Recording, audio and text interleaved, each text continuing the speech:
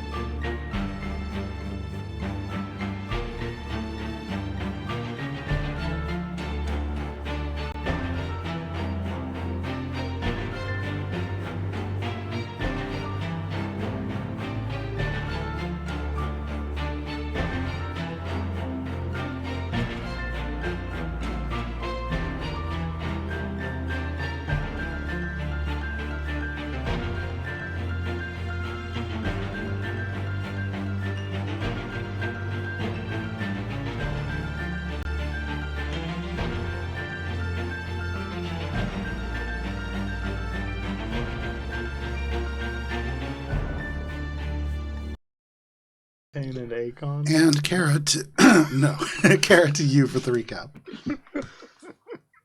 Wandering Hearts. When last we played.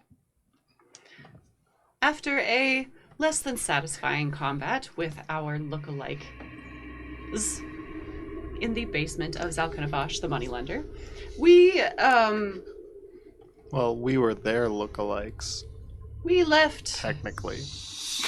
the stupefied, bewildered Dragonborn to his own devices, I believe. He might get out. We put him We'll in see. his room. I Tucked him in. just We tucked him closed in. the door. No, we He's not tucked him in. locked He was tucked in. Someone will find him. He tucked himself in, actually. As He's a fine. reminder, we are the good guys. And We left on a good as note. we debated on how best to go about entering the tower of the Crimson Mage, as indeed that is where we should be headed next. Maybe, since we are already looking like Amber Sworn, we dress as them, or maybe we just sneak in, and after a long and arduous discussion over which none of us agreed, there was a knock at the door and the squeak of a cart. Thank you. That was a good sound effect. That was a great sound effect. Appreciate it. Good Foley. High quality here. And open the door to discover that yet again, I think I'm very clever and I've made all the connections, and Joe has pulled one over on me yet again, as indeed, Sabine the Tea Woman, a tea person that we met in session 2 of this very campaign, was there at the door for us. And through her, the words of Nithix came to haunt me again, as indeed it was time for tea. The Wandering Hearts once again partook of this magical tea that produced divination pronouncements for us, as Sabine read our tea leaves, and the tea was quite delicious, if not humbling. And with the information we had in hand, we learned much about the goings-on inside the tower and what potentially awaited us. Things like allies who just needed push, and the dangers of the halls inside. Even the location of the sleeping mage within, and its gardens and protections. So armed with the knowledge that seals need to be broken, as indeed this is a ritual, a theme we seem to be having here, we again find ourselves in need of an entrance. And again, that entrance provided by the tea woman, as indeed all we had to do was touch a magical cup that we all shattered into the hand of Alice, and were instantly transported to the object of our search. The first apprentice, whose name I can never remember. Asanya. Thank you. It's when it's lasagna. You made it. I didn't make it lasagna. But isn't it easy to remember now? Lasagna. Anyway, as first apprentice, Lasagna was in her laboratory, and we, dressed and seemingly amber-sworn ourselves, saw us. We had an entrance by which Billy decided that the best course of action was just to kind of pretend that, yes, everything is normal. We are normal, and everything is good. Thank you. How are you?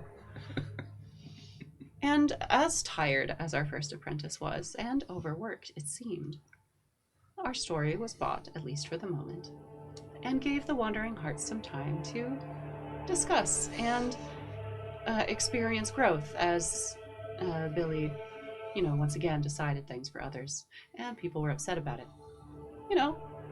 Learning. Billy apologized. I would like that noted. Phallus appreciated it. Or I didn't. In this laboratory, surrounded by the fruits of the labors of the first apprentice, who is indeed investigating the nature of magical sleep, we formulated our plan to be honest with the first apprentice as to our being here, and perhaps gain her assistance. A plan that kind of worked, as we were kind of honest, and then we were a little too honest, and then we kind of reeled that back a little bit, and discovered that Ori's father does have a tighter grip on this tower than it seems. A not welcome bit of news for our dear friend, as it seems a confrontation is in order, and also discovered the infernal presence in this tower lasted a bit longer than the Crimson Mage's sleep. The first apprentice very kindly explained the different seals on the walls and their uses and potential dangers, at least as far as she knew them, and introduced us to Freyissa, our first obstacle. A seemingly angelic appearance in a cold, icy room. And as Valis pings the area with divine sense to find a fiendish presence on the other side, and Ori steps through ahead, through a secret doorway that, thankfully, we had access to. wandering hearts, with prepared spells and actions in hand, and a Cheshire in the corner playing dead, because good God, I don't want to deal with that. This is where we begin our session. Thank you for that recap. And a couple of quick important notes. First of all, I'll put up on our battle cam. You can see a little bit here in greater detail at AlberonRPG on Instagram if people take pictures. The other thing is you may note that we are cozier than normal. And that is because in celebration of Hannah's birthday, we are dressed in cozy theme. And I would be remiss if I didn't award a cozy dice for the evening. Oh, you got and it. I think I feel kind of like Hannah, you called the last minute audible, and we're all very grateful for it. So I'm going to award the cozy reroll. Yay! Oh, Thank it's you. so special sparkly. dice that I got in my advent calendar. Oh, the magpie is activated over here. It's a very cool I'm going to be staring dice. at that all Very session. cool. Yes, I know. Thank you, Jim. Secondly, as you were able to kind of pulse out this divine sense, Valis, it seemed as if this individual caught the attention of that sort of capability. And as they turn their head and you can see these horns rising out of this silvered helm, tarnished, these wings kind of begin to spread out behind. That is where we're going to roll for initiative. If you had prepared actions or spells, those can happen first. And then we will go into initiative flat. Was there a rest at any point last session? There was There's a there's short a short rest. rest, yes.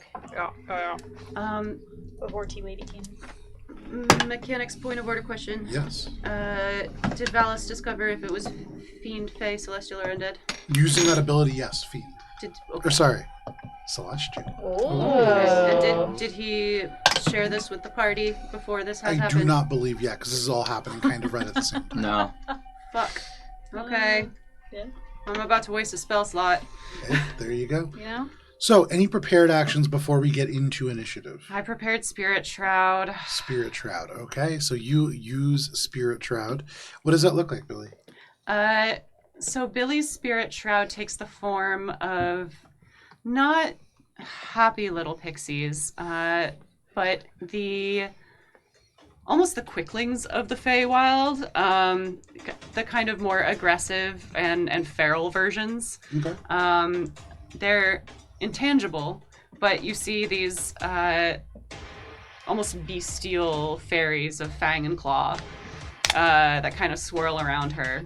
And because Billy was under the impression that it was a devil, if we are playing according to character, she would choose radiant damage. There you go. You choose radiant damage. This Convinced that sucks. having So fought sorry. ice devils in the past, and perhaps this being an ice devil, it is colder here, there is ice rising around, though they do look a bit different. That is a good thought to have, absolutely. Yeah, I prepared it before the door Any other was open. prepared actions or spells? I casted Bless on everyone. Fantastic. So Bless just emanates out from Valis, I don't know if this I golden glow filling the lined up for a space. shot. Yep. Did you just You Can did Phoebe line have up for a cast shot. haste on Okay. Valis? You absolutely can. So as your prepared action, suddenly, Valis, as you cast Bless, there is a boost in speed as haste is cast upon you as well. Everybody can go ahead and roll for initiative. Anybody natural 20? I had also lined up a shot over Alice's shoulder for when he opened the door. Yeah, okay. Yeah, go ahead. Make an attack roll for that.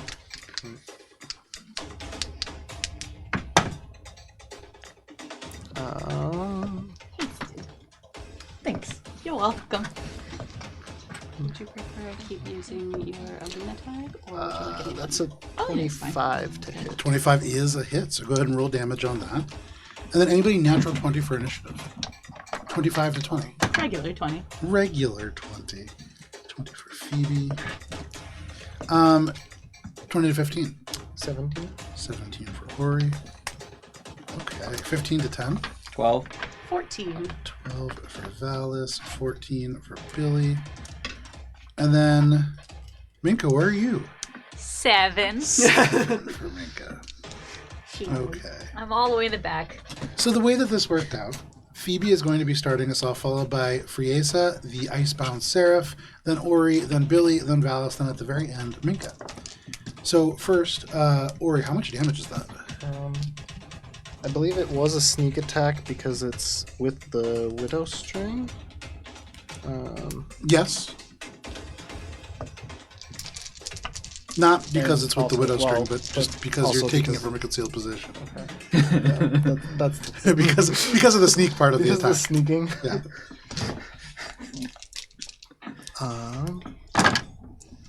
All right.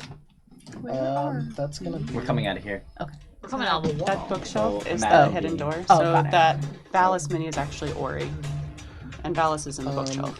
30 piercing. 'Cause and Ori I'm stepped in front of you, gonna, and you were in the doorway. Use a trip attack. Okay. So, 30 Ori's very piercing technically damage. the lead. Does the full amount that you'd expect. What is the save? I'm in the back row. I asked that like 3 That times. is DC 18, I believe. Strength save. Strength save. That is a 21. All right, that succeeds, but they also take 6 more damage. Very nice. So you fire straight past Valis. Valis, as you open the door, this shot goes past you as you can hear the of spells being cast behind you. Combat is beginning, and that brings us to the top of the round and to Phoebe.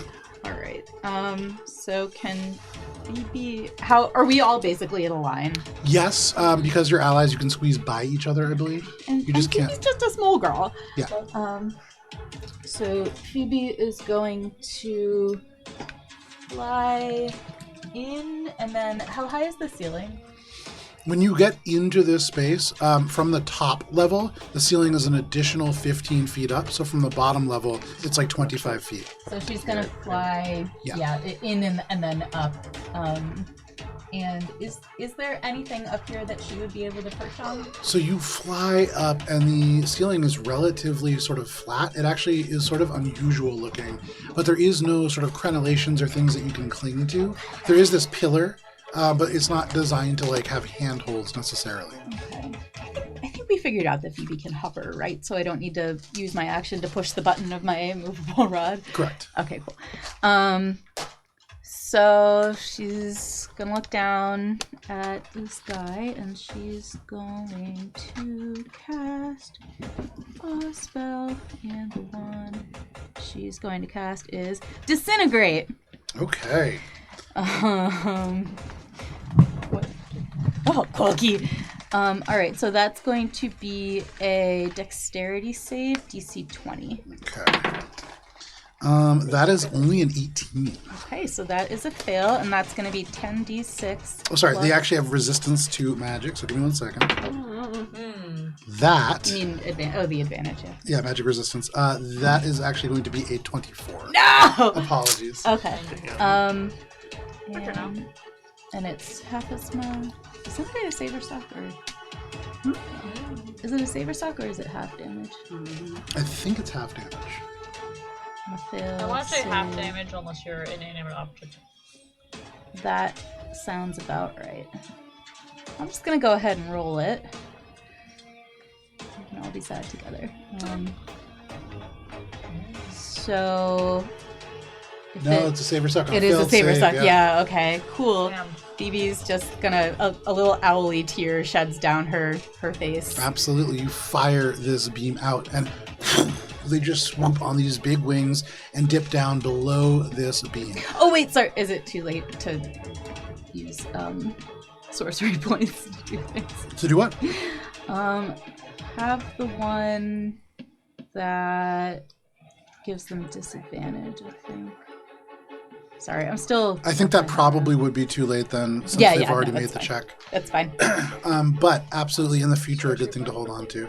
I have to read it more carefully. It's sorcery points are one of those things that like they're really cool, but you have to like really think about remembering. Plus, I to use have them. like 7 options. Yeah, now, and so. you're picking it up at a high level. Yes. No worries. Okay, so you. that is your turn. Yeah. Okay. You As a hear legendary disappointed action, at the end of your turn, the wings over the top of them, and they just disappear in this flash of frost. And Phoebe, they reappear directly in front of you. That is their legendary action. That is going to bring us to them. Look at that. Phoebe, Yeah. they are directly in front of you, and as a result, first, they are going to spread the wings wide, and the feathers begin to shake. It sounds like glass just rattling together, and you see frost crawl across their body, almost like armor, as they gain 25 additional temporary HP. And then they're going to make 2 greatsword attacks. They draw this greatsword from out of the ether, and this is just a almost 3-foot-long piece of ice. And they're going to swing it first. That is going to be a 24 to hit. Yep. And then the second one will be higher than that. So for the first one, I'm just going to use this. Probably should have let everybody else come in the room, huh? I think that you're making choices, and the choices are good ones.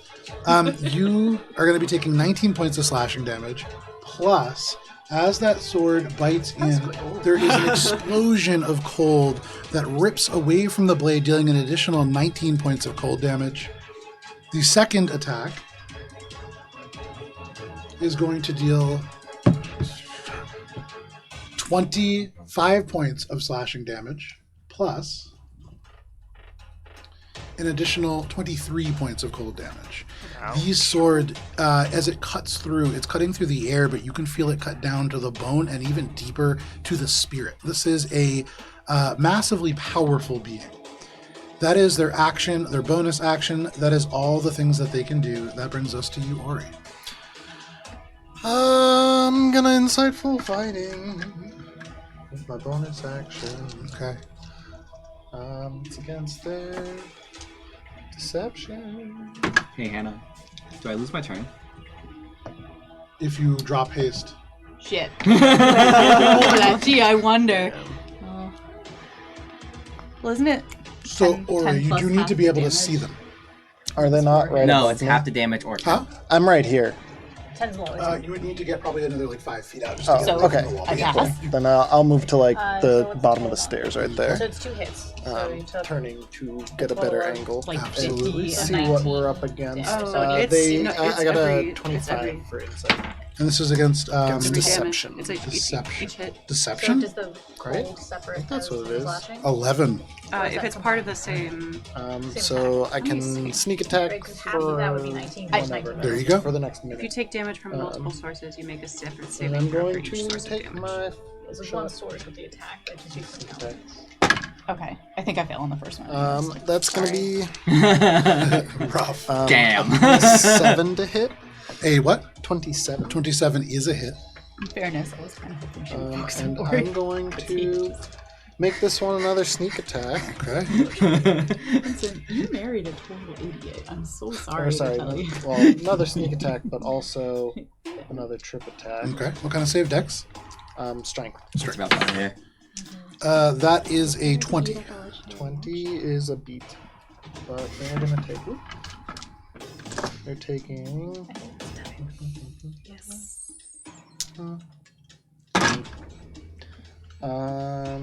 Ooh, good nubbies. Ooh, good nubbies. Gonna get those zombies.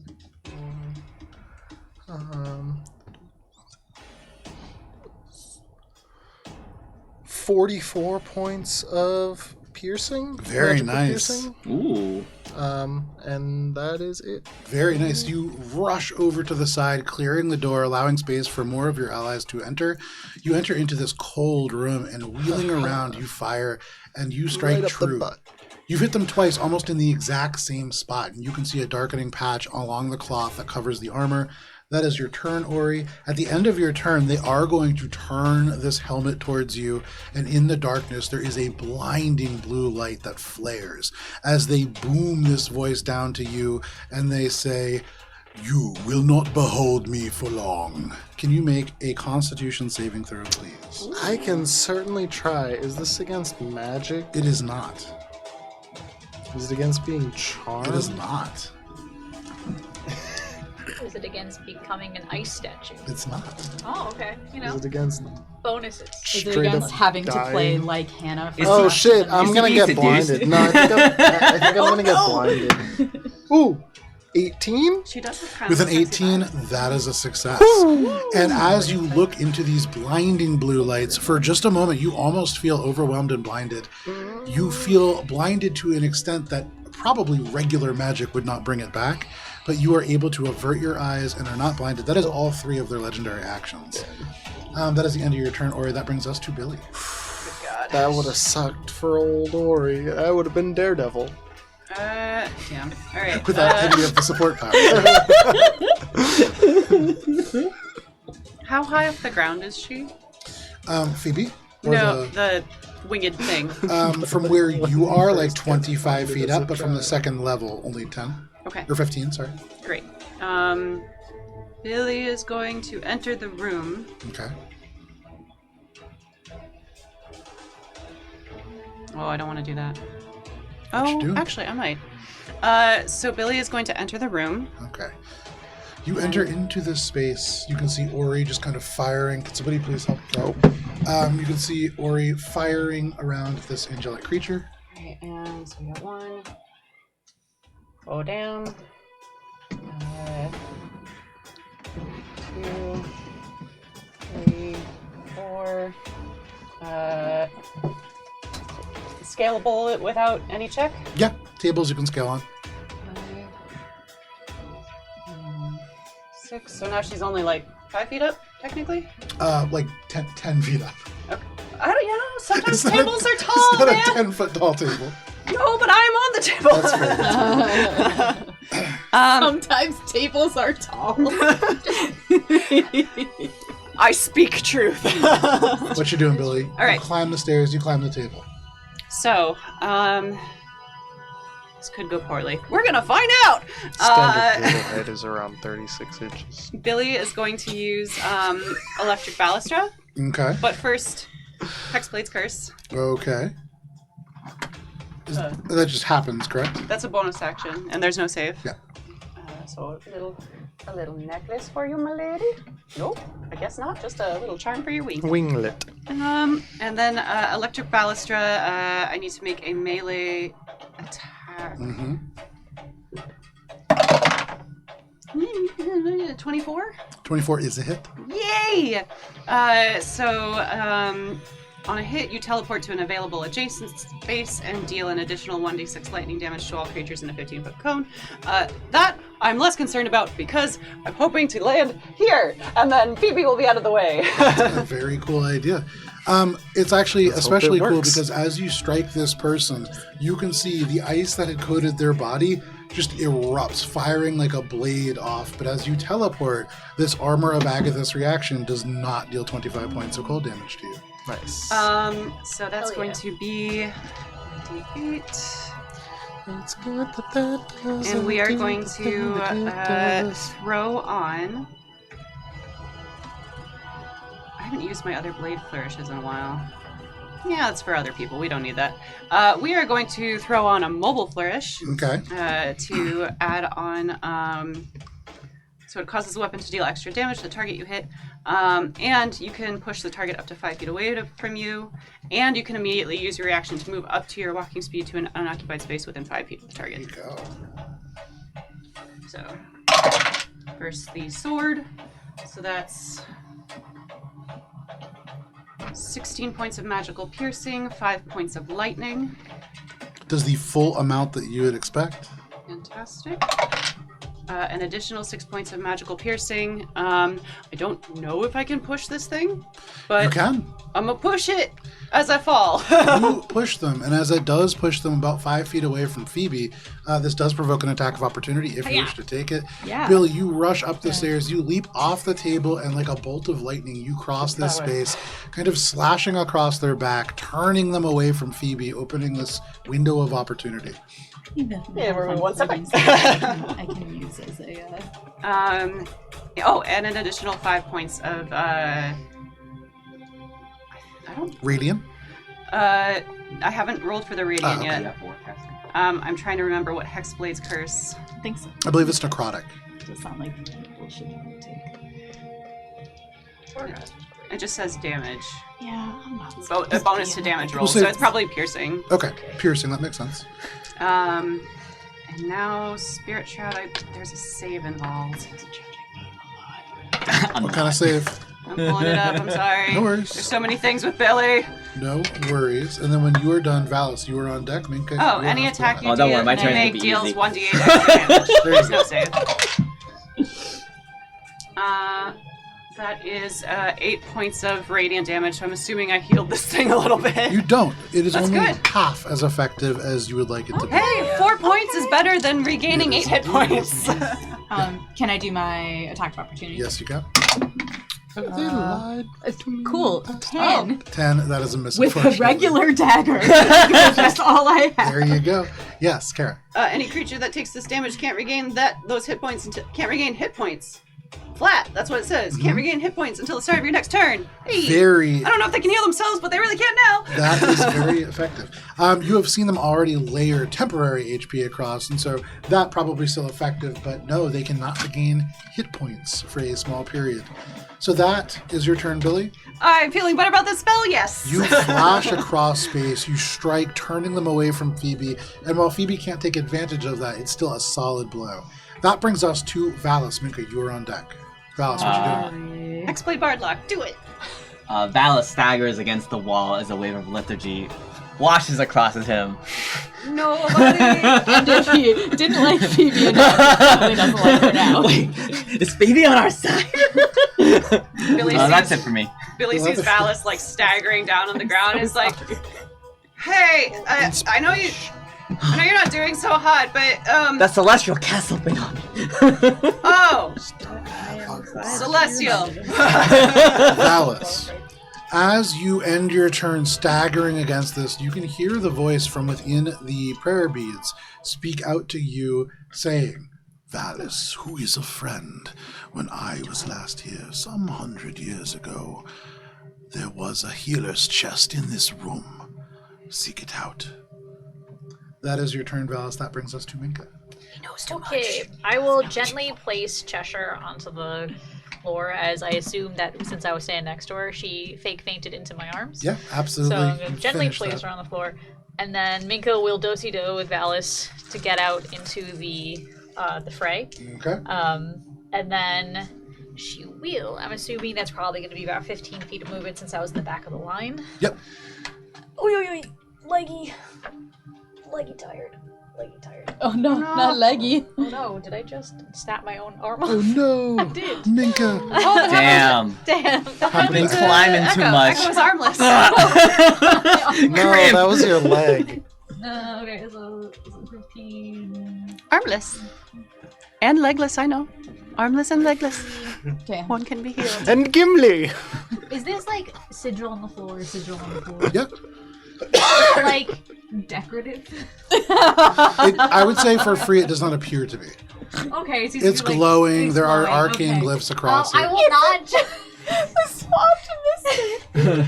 We are in a wizard's tower. I don't know. Wizards like weird shit. Specifically not a wizard. Excuse you. Wow. Okay, I will not step on the glowing sigil. Okay, Okay, I will make that decision. that's a good decision. So instead, I am going to channel two forms, because I can do that now. I'll Yes, you channel can. both the dragon and the chalice. Appreciate And it, as then always. I will cast something I don't think I've ever cast before in this campaign. Call lightning. Okay, you've cast it 2 times before in this campaign, but Damn, as I have you no channel memory. these 2 forms through the Astro Thistle cloak, you can see first the form of the dragon appear behind you as it normally would, and then what was the second one? Chalice. The chalice just lights up within the cloak. All these points of starlight channeling the second form that blend together and allow you the benefits of both. Anything else, Minka? So that call lightning is Yes. a, Dexterity saving throw, correct? I do believe so. So I choose the Freyissa underneath that cloud Yeah, of light. I assumed 17. Okay, so that is going to be a failure. It needed to be a Very 19. So they take 3. They are magic resistance. I have to keep remembering that. Much better. That is Dex, you said? Dex. 19. Misa beats it. There we go. So they take half as much. They take a grand total of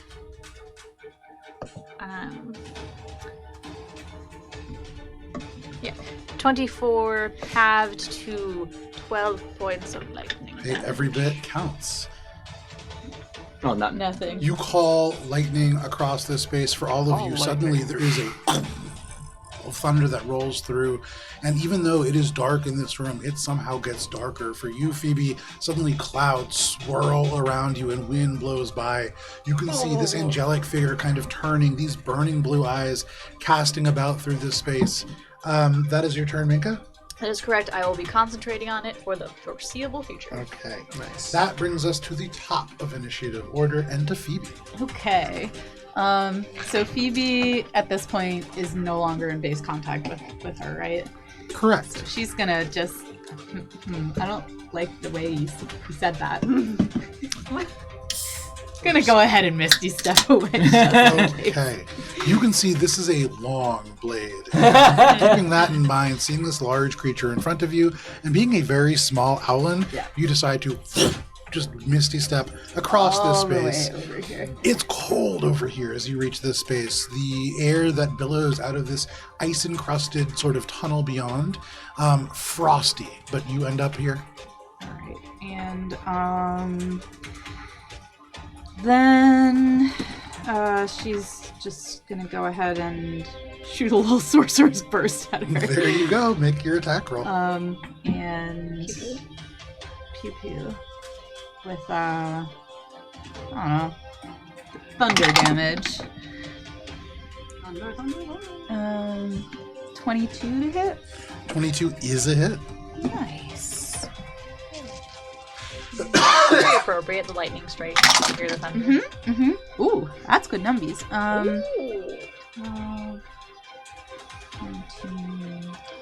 19 points of thunder damage. 19 points of thunder damage. Just a full amount that you would expect. Anything else? No, that'll do me. Okay, you misty step across the room, hurling the sorcerer's burst across. There is a boom of thunder that radiates through the call lightning storm, and that is your turn, Phoebe. That brings us to Freyissa, the Icebound Seraph. They regain all of their legendary actions, and they slowly turn. Billy, you can feel the storm kind of backlighting them, this creature flapping their wings. They look down at you, they point this greatsword at you, and they say, "Behold, a worthy adversary." No, really not. They slowly kind of float down to you, and as they reach the bottom, they are going to take a pair of greatsword attacks to start. I've only killed one hag. Are they coming down to here? They're going to float. Oh yeah, base contact with Billy. They're technically flying, but they are like right floating. at the table. Floating, they're at 5 feet, so they have Yes. about 2 feet if it's a standard table height. Billy, 31 to hit. It wasn't within 10 feet of me when it started. Never mind. Yeah. A 31 to hit? Yeah. What do you think, Joe? Okay, that is going to be 19 points of slashing damage. Ow. Plus, Yeah. in additional, as there is the burst of cold damage, 23 points of cold damage. That is the first one. The second one is going to be a natural 20 to hit. Again, I'm really not. You might want to seek other assistance. Reaction to silver barbs. Reaction, counterspell. That's fine. Burning that reaction, they kind of pull the sword, you silvery barbs, this burst of magic coming towards you. They shout this single loud angelic noise that bursts your magic away from you. And my eardrums. And your eardrums. Is there anything else that anybody can do to intercede? After that shout and seeing the silvery barbs fail, Minka's going to do the righteous heritage. Okay. So she'll just be reducing the damage that Billy's going to inevitably take. Okay. Billy, Spirit Shroud is gone. that is going to be 38 points of slashing damage. Okay. Plus, as there is a almost secondary thunder, 42 points of cold damage as this just this cold out. And there is just icicles that come out from the wound proper. Ouchies. That is their action. 8. As a bonus action, Sir. yes. No. They Continue. that second Please. blast, they like draw the sword across the length of your body, blood just across the chamber, and then they release the blade. And as a bonus action, they are going to allow the blade to fly free. Oh. And it is going to zoom 30 feet Oh. Oh, Down. I'm within 30 feet. to threaten Ori. So it doesn't hit me, to be clear, with this bonus action. The bonus action does not hit you, they just release it, and it flies Cool. as if a flying sword down to that space. That is action. That is bonus action. Damn. As a free action, No. they are going to reach back, and though they cannot draw it out on this turn, you observe, Billy, a wicked-looking longbow that kind of stretches the span of their back. This looks infernal. It looks like a tainted celestial weapon, and it strikes a little bit of fear into your heart. Just more than a little. More But than a little, Joe. That is their turn. They regain their legendary actions. That brings us to Ori. I'm going to make a dagger throw. Okay. That's going to be boop boop boop boop.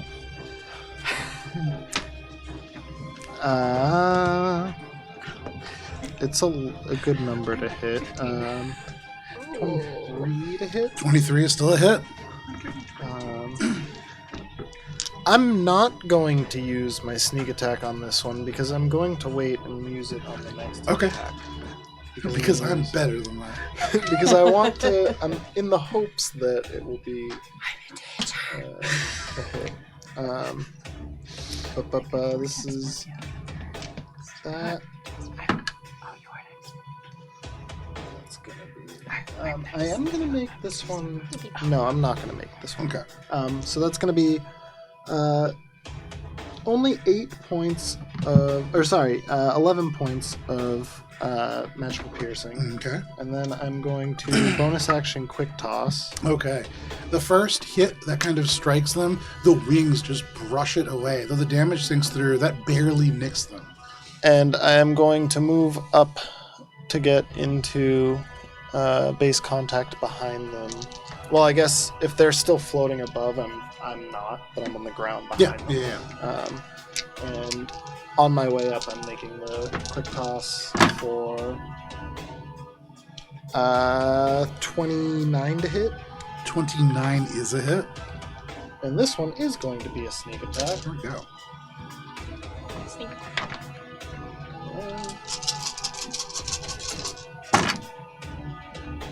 That's going to be pretty good numbers.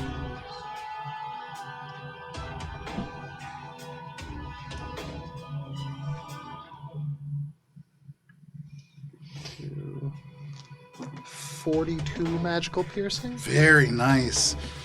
They just kind of brush that away, but then this quick toss goes under the wing, and you can hear for the first time this. They turn, you can see these blazing eyes following you. Anything else, Ori? That's it. Okay. At the end of your turn, they are going to. Do we have the 10-foot circle? 20-foot circle? We have big boy. Oh, you know what? I think I have a 10-foot square. This one's 10 foot right here. Oh, yeah. If you can't find it, I guess you can't cast the spell, probably, right? Cannot get both you and Billy in there. Oh, is he casting a spell? No. Just gonna leave that there for a second. So, Ori, they're going to turn, and at the end of your turn, they're going to use 2 of their legendary actions. Damn. They turn over towards you, and the eyes flare, and right at your feet, there is a crackling of ice that just bursts upwards. Can you make a dexterity saving throw, please? Oh, you're In good at 10 those. feet around you, these ice sort of shards just rise up like a porcupine. I don't like that. Let's see here. Oop, that's not what I wanted.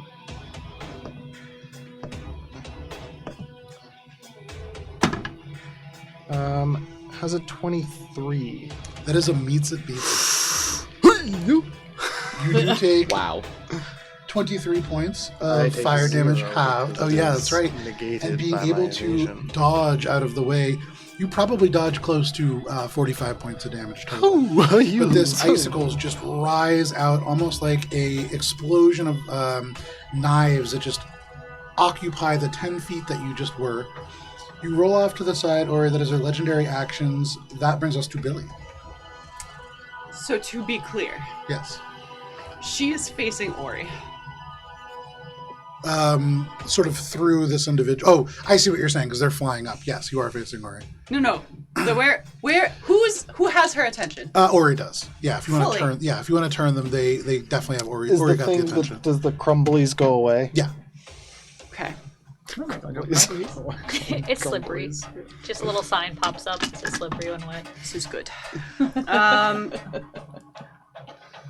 Bless you. So we are going to cast a booming blade. Okay. And that's a Here 23 to comes the hit. Boom. 23 is a hit. Great. We are going to throw a defensive flourish on that. Are you in base contact? You're flanking if you want to. I don't know if you roll with advantage. We're going to keep our ritual roll, There you and go. we are not going to discuss what the lower one was. So that's 4 points of lightning damage. Doing all the way over here. 7. 12. 22 points of magical piercing Very damage. nice. And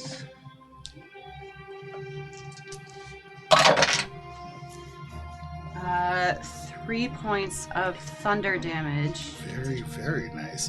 And This creature's starting to look kind of hurt. 1 point is added onto my AC, and as a bonus action, Billy is going to cast Misty Step. Okay.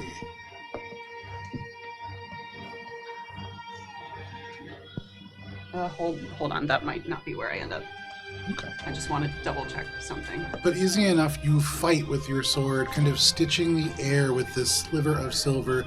Every time that you draw it forth, there are just micro scratches that appear on the armor, but they add up over time, and That's you can right. see the armor begin to degrade as you finally sink this blade home, and then across the space. That's the end of your turn. That is the end of my turn. At the end of your turn, they use their final legendary action. Following you, they say, "Not so fast." They will teleport and end up on the other side of you, Hate that for me. kind of looming up behind you. You can feel this intense cold.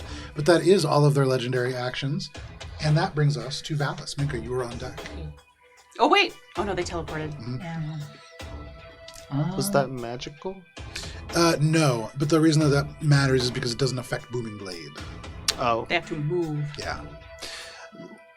similarly, if Cantrip. they cast magic, I want to make sure that's Yeah. being cast. I would like to I'll move let over magic here and happen then in face 5 step feet onto within this my- table of books.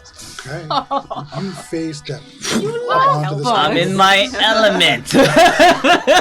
They kind of scatter on across top of the the space as you land there, but yeah, you are. And behind the Celestial, I will say to it in common, Celestial, why do you consort with fiends? And then attack him twice. Okay, That's a good line. absolutely. Natural 20! Very Hell nice, very I nice. smite. I mean, I feel like you kind of have to. There's a flow chart. Yeah, If 20, It's a requirement. smite.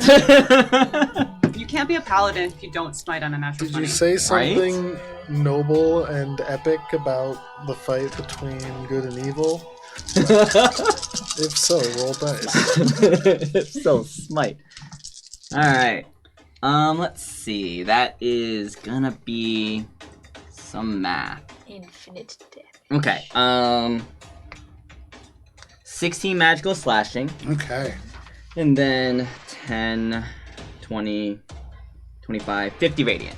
Hell yeah. 2, 5, and then you said 50 radiant? 50. 50. That's only half as effective as you had hoped Aw, it'd be. man. This individual, Still pretty good, once though. part of the light, though they are fallen, still seem to hold some of that resistance left over. However, they are looking badly hurt at the end of that attack. Second attack. Go for it. Another natural 20! Damn. Valis, Valis cannot accept a fallen celestial, apparently. as the storm That swirls cannot abide. overhead, Phoebe The Valis teleports abide. away. Billy teleports away. The Celestial teleports behind them. Valis, you teleport behind them. There's It is so much just movement! flashing all over the space. In the midst of that, Ori kind of backglides down. But yeah, tons happening. And at the end of that, Valis, there is a divine smite that just lights the entire room up.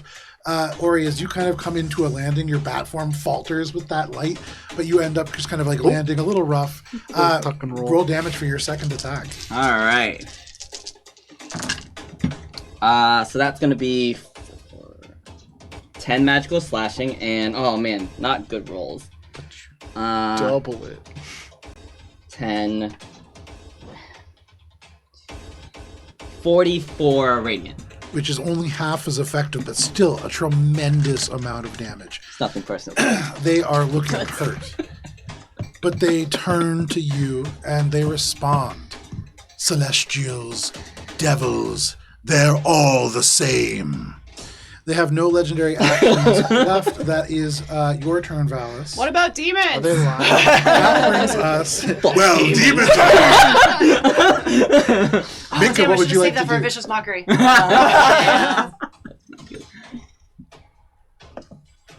Okay. Excellent. So, This icy blade hovers just a foot away from you. yeah. What would you like to do? So quick question. Yeah. For the rules of leveled spell casting, since lightning bolt is cast last turn, then using the effect is just like an effect, Correct. right? Just an action effect. So I could still use a leveled spell as my bonus I action. believe so. And as long as it's not a concentration. It's not. It would just be. Yeah. Okay. I just want to double check before I start to like Yeah, throwing call stuff lightning is around. fantastic. Yeah. So, first for I'll do my bonus action first, which is going to be a, a casting of a low level healing word to Billy. Just going to Billy, and it kind of echoes oddly in the air. And then I'll also be pouring my chalice healing into Billy since she is within 30 feet of me. And I'm also real fucked up. Yeah, you are. I'm so You fucked are, up. in fact. Okay, so that is going to be. It's 122 damage in one round. Yeah, that just probably very- Excuse me, would've not killed round, Ori. one turn. Yeah. Well, nearly killed Ori. Very nearly killed Billy. If I was one level lower, I would have been 1 HP. So, the initial healing spell does a grand total of 9 healing. I will take it. Wow. A little bit. Wow. I will take The it. storm and the darkness and the explosions of radiant light, it is still helpful. Yeah. And then you It feels good. freaking. Hold on. I always forget if it's. With this bonus,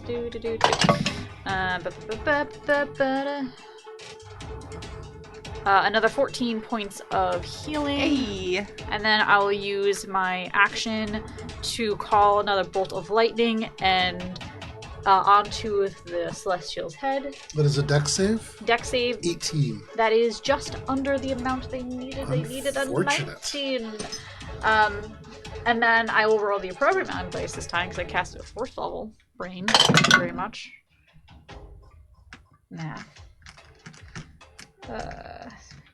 17, 2. Oh my god, I keep doing this. I keep actually backing up. So 27 points of lightning damage. Very nice. That cracks through, and you can see now there are places where this armor is torn and rent. There are places where these feathers of ice have kind of melted away, and you can see kind of raw bone and flesh from the sort of bone that connects these feathers. Anything else, Minka?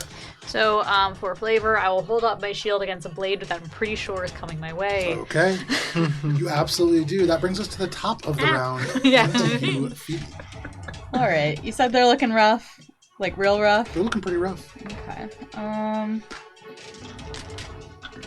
They've taken a massive amount of damage. They could use some sanding.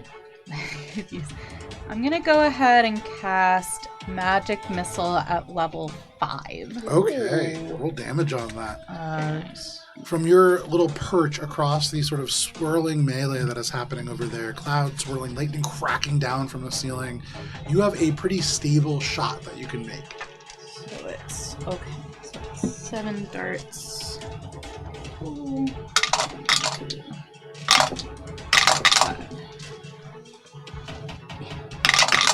7.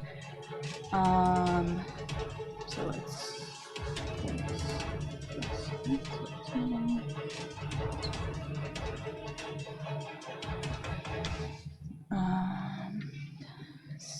7. 24 points of force damage. 24 points of force damage. They are still... No! I should have done one more level. See the solidified elements of force form an almost halo that backlights you, and then they out and take multiple different directions. They go around pillars, underneath bits of these ice crystals that have formed, and just strike them one after the other. You can see there is more flesh exposed. Parts of the metal just fall away, but they're still up. All right, and then so as a bonus action, I'm going to spend however many sorcery points, I'll do the math in a second, to cast Sorcerer's Burst as a bonus action. Okay. And so that is going to be 25 to hit. That is a hit. And 8. That's 12 points of thunder damage. 12 points of thunder damage, and they are still No! up. No! They are in rough shape, but they are still up. Anything else, Phoebe? Yeah, that's it. That brings us to their round. So first, do they regain bonus actions? They do, but that does put them in an interesting place. As a bonus action, instead of giving themselves temporary hit points, they're feeling pretty rough. So they are, as a bonus action, going to call down to this sword, and they will say, "Smite the blue one!" And there is a swing of this great sword. Minka, that is going to be a 29 to hit. Okay. Should I? No. Minka, that is going to be 28 points of piercing damage. Regular piercing? Yep, magical piercing. Okay. 28 points of magical piercing plus 21 points of cold damage. As this strikes you, that is their bonus action. And as an action, they are going to look around and at all of you, especially you, Valis, having hit with these two massive smites, they will say, "I may serve a new master, but their purpose is no less noble. I cannot allow you to cross. You all must wilt." And they are going to cast Abidalzim's Horrid Wilting. Now, I need... What if I don't wanna? Is this a magic effect? It is. You know This is a what? magic spell. Counterspell at level 8. Damn it! Fantastic. Wow. Phoebe's not letting it. I don't have anything else. I don't have any other spell slots to cast in it. They don't have a spell slot to counterspell that at that high level. So go ahead and make... That is a... Because I can only go ahead and make your Arcana check. Why does she have... Because this is a 9th level spell. Oh, is it? Yeah. I didn't know It's that. an 8th level spell that's upcast, yeah. How does it work again with the Arcana check? You are trying what do I have to beat? I believe, roll above a 19. Yeah, it's 10 plus the spell level is the DC. No, 14. Oh wait, I'm gonna use my There you go. It's an important You reroll. also have your Can she use inspiration. inspiration on this? And I have the Bardic. Thank you. I don't believe so, because that's on attack rolls, ability checks. And this is an ability check, no? Yeah, it's an Arcana Yeah, check. yeah, you can. Nice. Nice. 21. That is high enough. You counter that. There is this moment where you can feel all of the very limited moisture in this cold room just drawn in. All of you in the room, essentially, with the exception of you, actually, Phoebe, can feel this tremendous, almost as if the blood is beginning to sublimate out of your skin. And then Phoebe, with a sorcerer's burst, just blasts the spell away.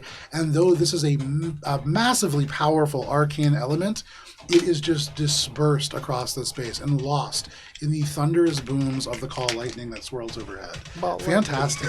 That is their action. That is their bonus action. That is their turn. And that brings us to you, Ori. I'm gonna throw another. Actually, no. You know what? I'm gonna.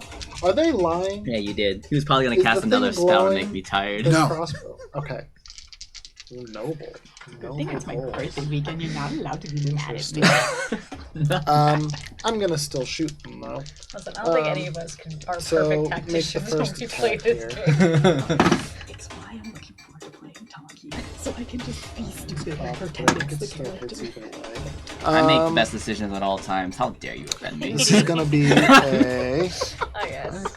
I've definitely never killed a PC. 29 to hit.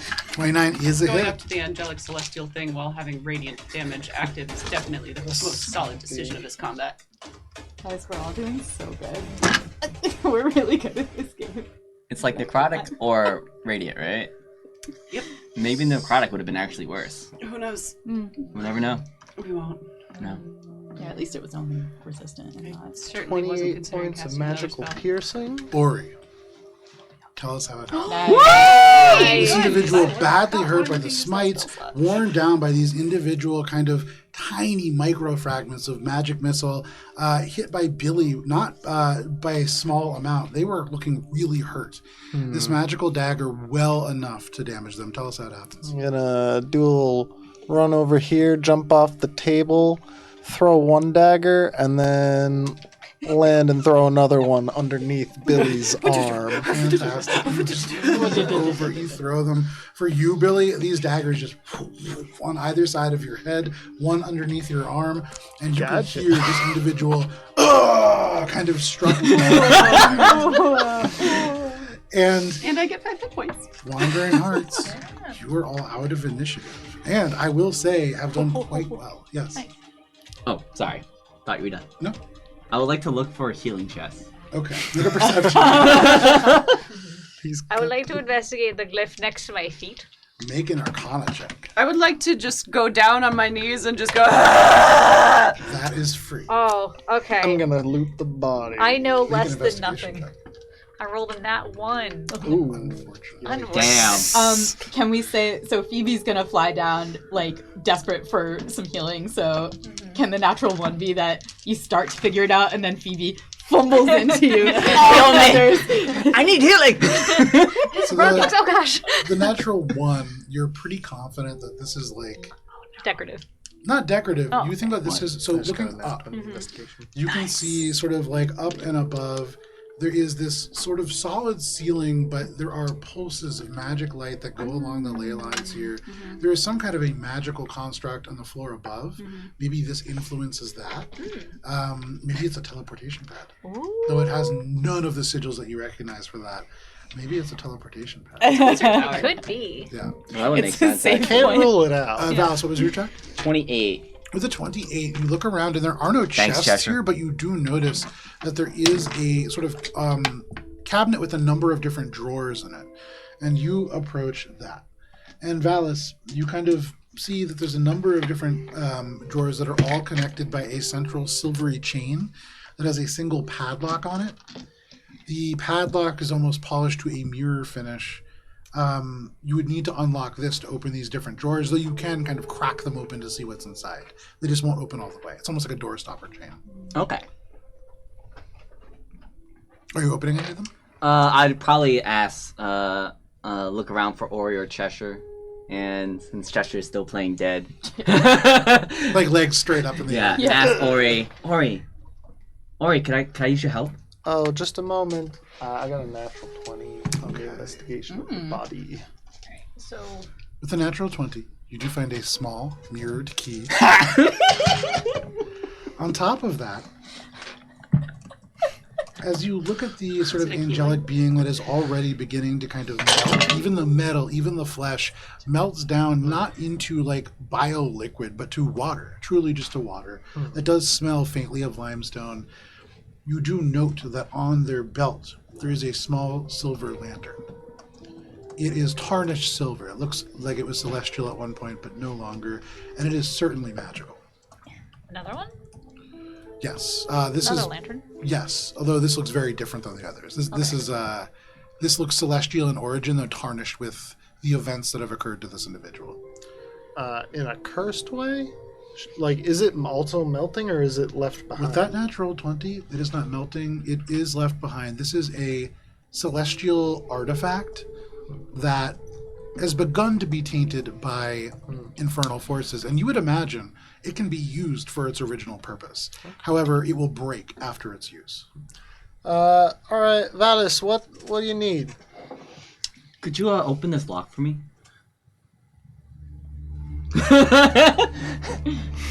You take this key, you insert it, and there is a satisfying and the chains good at lockpicking. kind of fall away, almost withdrawing into the central padlock, and the various drawers are available to you.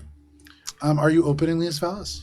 Yeah, I'll open them. And What can you tell me about this lantern? It's the only thing left from the body. You go to open the drawer, and Ori just pulls this lantern right in front of your face. what can I tell him about the lantern? Make an Arcana check. 15.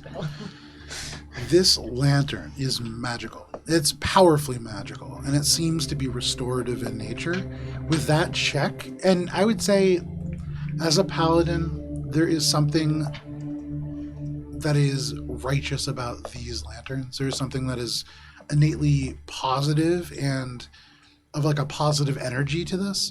But the tarnishing that you're seeing is the taint of the infernal that has taken first this creature and is slowly corrupting its sort of objects as well.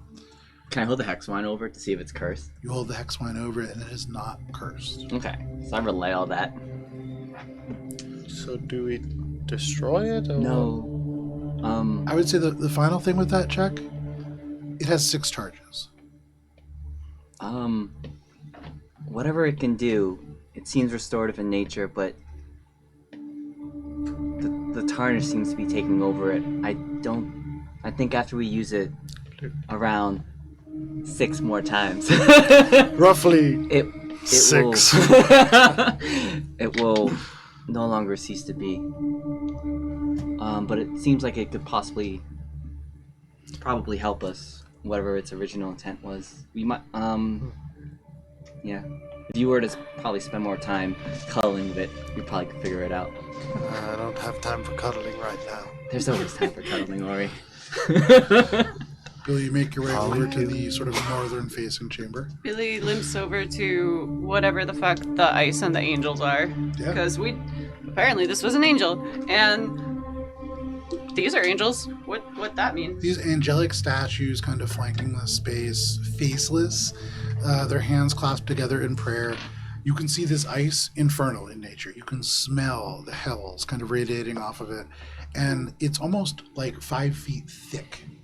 But through it, you can just make out an ascending staircase. I think... So this is where we're supposed to go, right? But this could be a teleporter in the floor, I'm pretty sure. I'm pretty sure it And goes Phoebe through. look at it to see whether it's a teleporter. You look down at what is, for you, almost certainly not a teleportation center. 24. You are looking down at a what is called a glyph of warding. This is something that would probably explode upon being sat at. And looking at the size of it, it's larger than your average glyph. This would probably, when you look at the lower space, affect everybody down there. And so Tamika, she's going to be like, no. It is a glyph of warding. Have you never seen a glyph before? Minka, even I know that one. Minka's Set going off to enough of reflect them. to remember, has she encountered a glyph of warding, or is it only a past life where she's intimately in a glyph of Eleanor warding? is very familiar with them. I think we saw some in the basement of the guild in Yeah. the room with the You books. have seen them a couple Yeah. of You times touched in this one. campaign. Yeah, I think I remember you distinctly touching one. Yeah, I'm pretty sure that we It was have inside multiple of us. lives worth of experiencing this glyph. That's where I've seen it before. I thought it was the teleportation. Okay. I will go Rather around. than just using the eyes in her head, Billy is going to It's the Look. eyes in your butt. Inward? Use the eyes in your heart. use the... Yes. Well, while Billy is doing that, I would like I to... would Wait. I would like to investigate more closely, more meaningfully, pay attention to these angel statues, because they seem weird. That there's an angel here, and there are statues of angels, and there haven't really been, like, more other celestial iconography. Sure. I would say Feels weirdly decorative. it does. And looking around, there's a lot of things that don't necessarily line up with this infernal angel occupying the space. And you're seeing lots of chairs, lots of workstations, but no people. It does feel oddly abandoned. What that might mean, there isn't really something to investigate further than you already have. It's not just the statue, just normal-ass statues. The statues seem like they've been here for some time. They're not new or have been added. The ice magical in appearance? Yes. It's infernal. So It's we've like encountered similar infernal ice. Is there a way that we can expedite its melting? Because last time it started to melt after we defeated the creature that was causing it. It doesn't seem as if this ice is starting to melt, so Correct. it leads Ori to believe that this creature that we just killed isn't ultimately the cause of this infernal ice blockage. This is all correct. Okay, Valis, can you smite the ice? Is there another means It's nice. of removal that I can see? You can see right now, Like- Valis is breathing on it, and it does become glossy, which tells you that heat will affect it. The normal things that would affect ice will affect this ice as well, Okay. but there isn't an expedited way that you can see immediately Okay, around. so there's you no to other do that. like infernal sigils. This seems that to are, be like, more of powering it a or wall of anything. blocking, if Yeah. you will. Okay. Phoebe's gonna be like, "What are you doing? Do you need to get through ice?" And then she's like, whoosh, in her talon. That's your. I can help. You cast with your feet. She looks at Billy very pointedly and says, "You may have noticed I do not have arms. It's the Those are wings, Billy."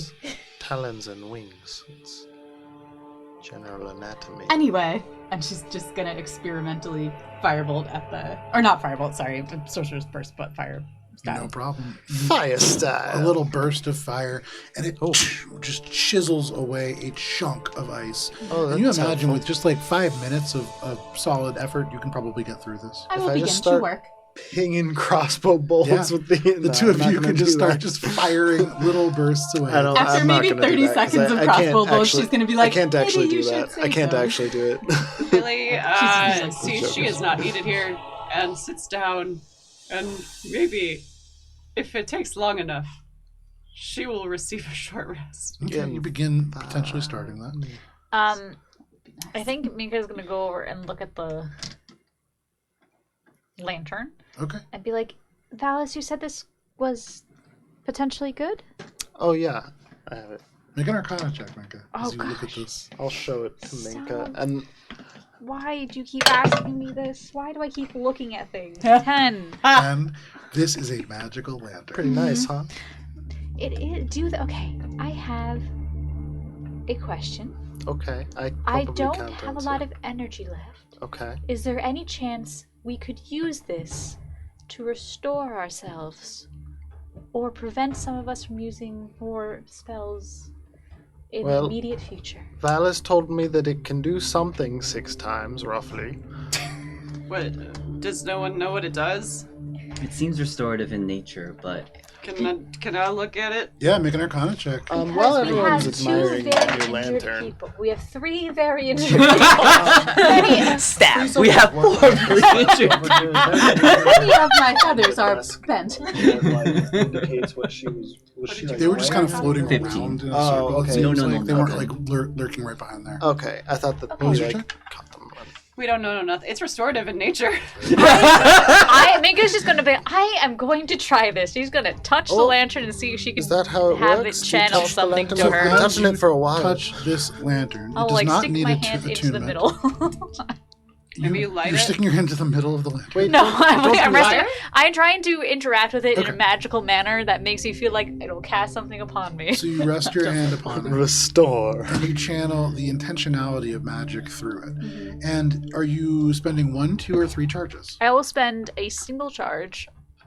Minka, in this moment, as you press your hand upon it, you feel a familiar surge of healing magic emanate, and you heal 70 hit points. With no Jesus components. Christ. Oh, wow. Lantern of heal. Minka will take her hand off and be like, Oh. okay, this is very strong healing magic. The lantern warps just a little bit. Tarnished elements make it. I do believe some of the more injured among us should probably use this All right. before I well, have to cast more spells. like dripping blood. Shing! One might be enough. So you use a charge as well? 70 points. Thank God. Phoebe's like, I Does would anyone not else? mind additional healing. Alright. Shing! 3 charges of the original 6 now gone. This thing cracked. You can see one of the struts just completely separates, but you get 70 points of hit points back. Alright, we've got a long way to go. This doesn't fix my spell slot problem, This- but Might be good for a pocket. Like a I've got it protected in. pocket. Yeah, I've got Okay. that. Excellent. Yeah. Is the...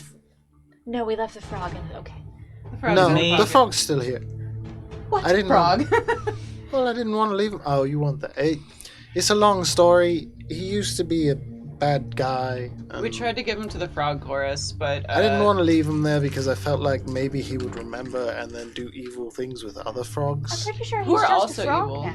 No, I Some of them are understand good. all Um, of these individual words. I but think there's not still their something in combination. there. Like he's definitely a frog, but like if ever something were to happen and he wasn't I'll a show you frog the frog again, chorus he at would be some very point. upset. And I don't want him to be anywhere near Fortunate. anything like I the need hut. frogs. Anyway, All right. we should probably get moving. Is the Before we ice get moving. almost melted? I want to like loot the chest that was unlocked. So you slide open the first drawer, the second drawer, and the third drawer. There are, in each of these, a potion of superior healing. In the fourth drawer, there is a supreme healing potion. Oh, Jesus. Literal healing chest. In the fifth one, there is a potion of vitality. And in the very final little cabinet, there is a potion of heroism as well. Ooh. It was 3 superiors, 1 supreme, you said? Yep, 1 vitality, 1 heroism. Damn, What is vitality to again? Ups your max vitality, I believe, makes you vital. for a, Okay. a period of time. I know what that means in Earthbound, but And is that everything? Yeah, What is vitality? What is Okay. the vitality So, stat? More Oh, HP. it's just- HP. Oh, okay, thank you. um, Oh, it's aid. that makes sense. okay. So I'll take those, and you can see Valis come back to the group with a handful of armful of potions. Oh, is These that are what was in the beautiful chest? bottles. These are like, silver, kind of almost ribbed glass bottles that Can were I kind have of those when blown we're into done? them. Don't Well, break them. Just don't break the bottles. Alice. Do you need some help with those, Valis? I was gonna say I was coming to hand these out. Javaris told me that they were here. How How did he know that there was stuff up has here? Javaris been here before? Yes, he's been here before. He said. Oh. I keep forgetting Javaris is a real person. What was he doing? Well, what do you? How long ago? Who would have been the Crimson Mage? Potions expire? Javaris. He just said that he knew there was a chest of healing. I found these, and he starts to, offer them out for everyone to take one. I think. So, Valis, in your kind of mind, you can hear from the prayer beads, Javara says, Valis, I was once friends with the Crimson Mage who came before the current one. what was I their have name? been to this tower many times. They were the Minister of Mana, Lenora Winsus. His beats talk to him. Don't worry. When he looks like that, he's just talking to beats. Lenora. Winsus. They're named Javaris. I don't know. Files that away for. He was a weird old dude who's at one point. Javaris knew smaller. the previous Crimson Mage, Oh, interesting. Lenora Winsus, the Minister of Mana. Does that They were track friends. Weird way to die. what I would know? Coming beats. I would say you recognize that name, certainly. You don't know a ton about them, but that makes sense to you. Oh, you've used the lantern? Can I see it? It is a very Yeah. powerful healing spell. Good like Does, good. Okay. I Do you think it take has the lantern, about. Valis? it's looking pretty rough now, but Yeah, I think maybe it has 3 charges left. well, What did it do? it healed all of them, so we're good. Pretty significantly. It felt I real good. feel about 70 better. Definitely, it might be able to do more than that. Make sure you just spend some time investigating whenever you have the chance, because it may be able to do more. Yeah, I'll take the definitely healing study again. that at some point, Valis. Let's At the very least, it'll save us some time. But more importantly, with those potions, I think all of you should take one first. I can always heal myself pretty easily. I would like to have one handy in case I make a tactical error, as I did in this past fight. Yeah, Just the hold it lowest against will you. do. What'd you say? So we won't hold it against you. My last Really crew well were idiots, mostly. I'm rusty. So we have 3 superiors, a supreme, a potion of vitality, and a potion of heroism.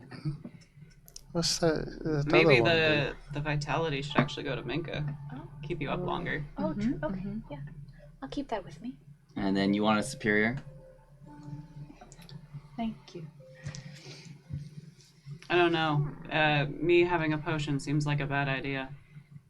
I don't generally last very long once I get in the mix.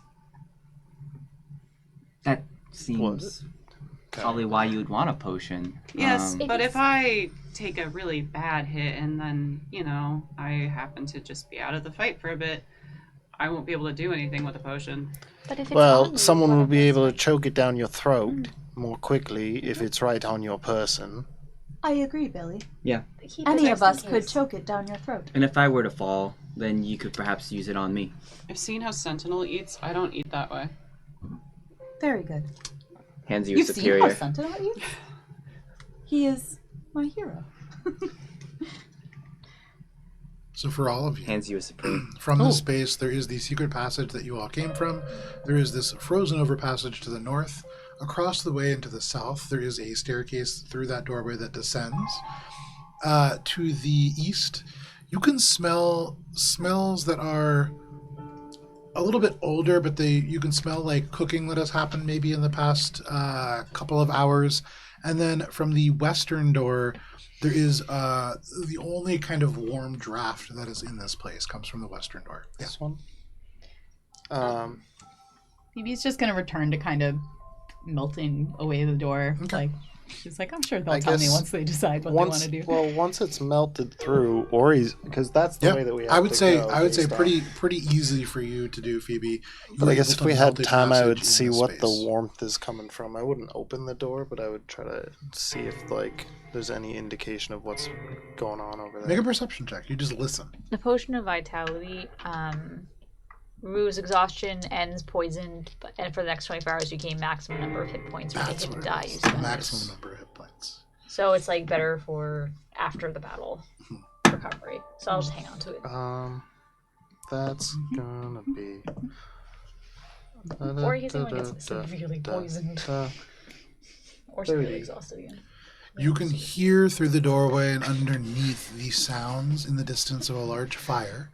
You can smell what smells almost like warmed linens. And that's pretty much it. You don't hear any footsteps. You don't hear sounds of people breathing or talking. It's relatively quiet in there.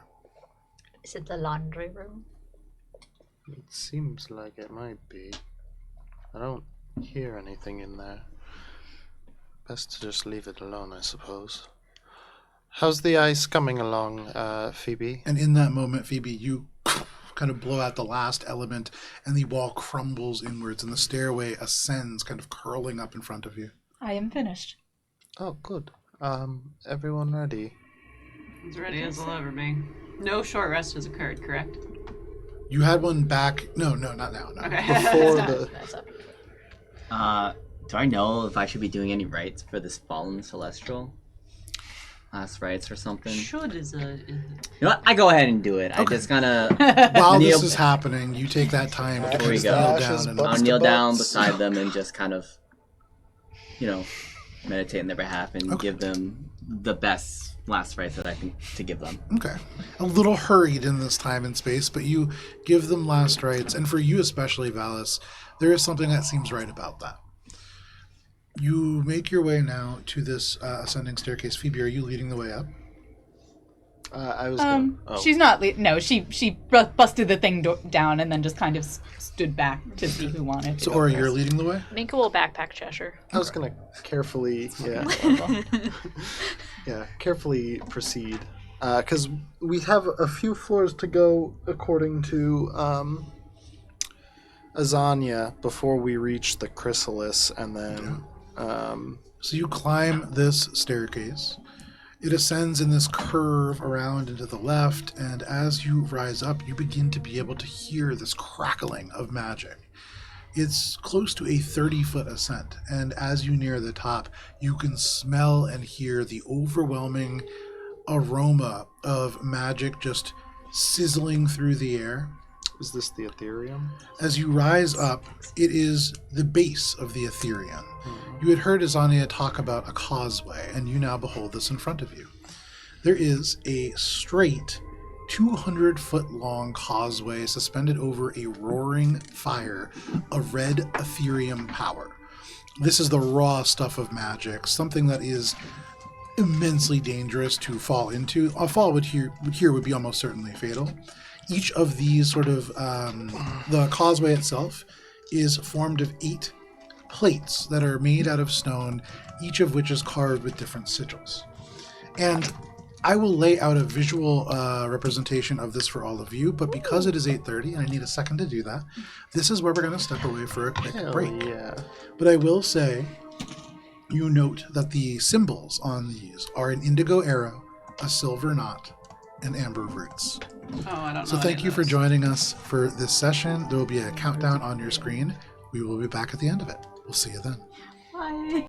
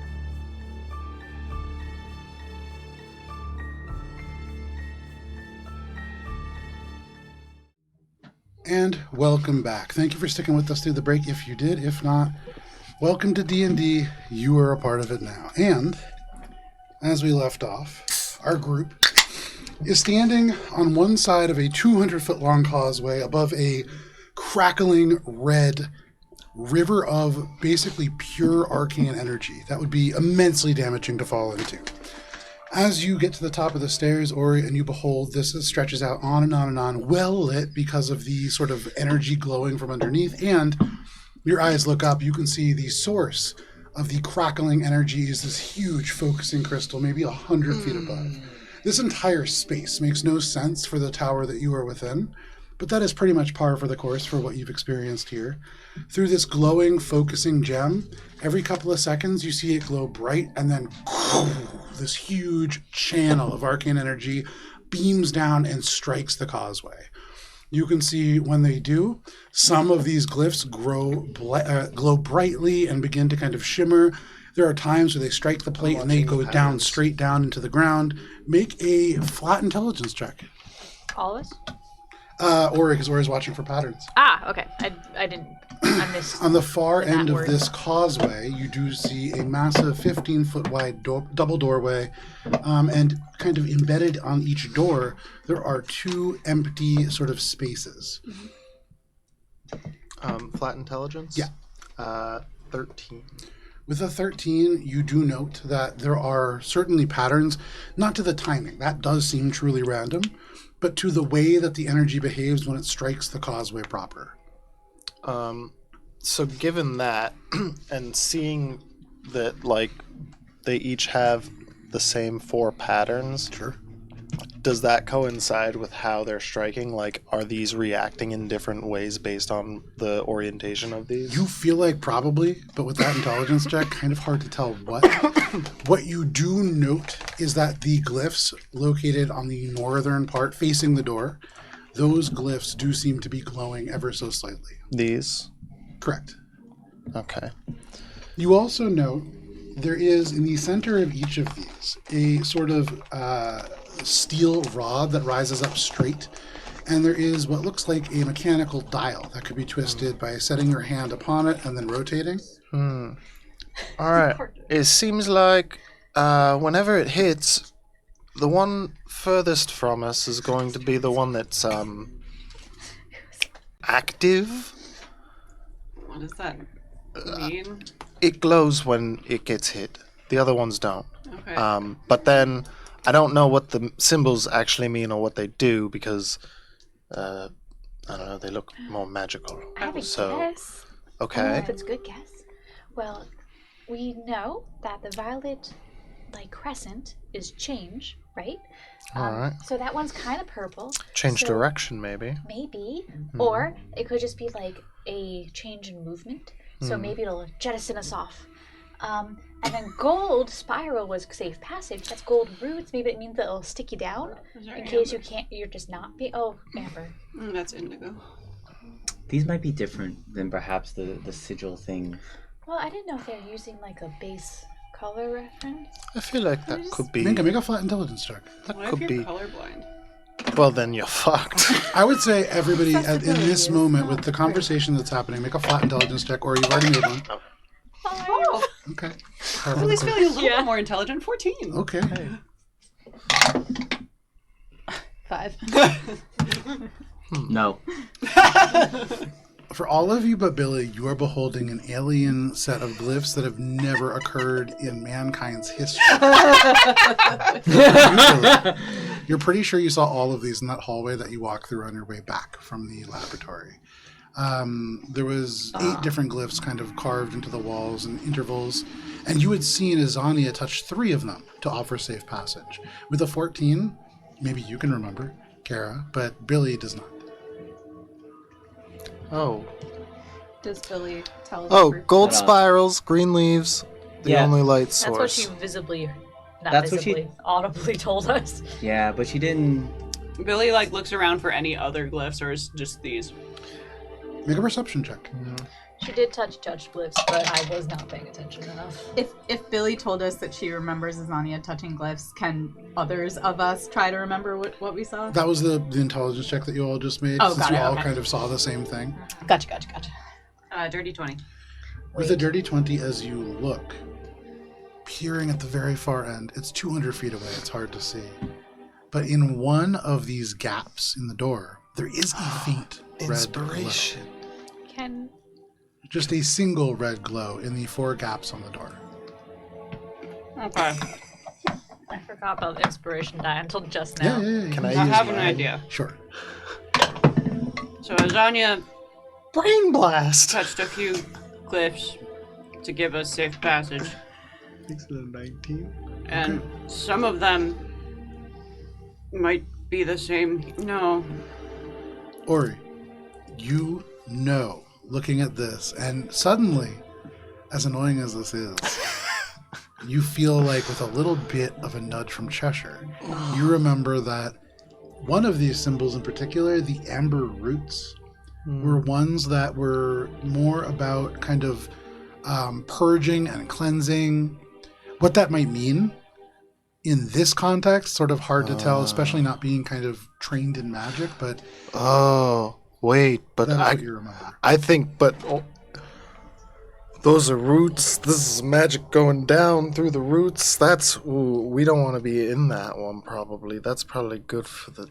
You probably don't want to be on any of these when the power hits it. When you say remember from what?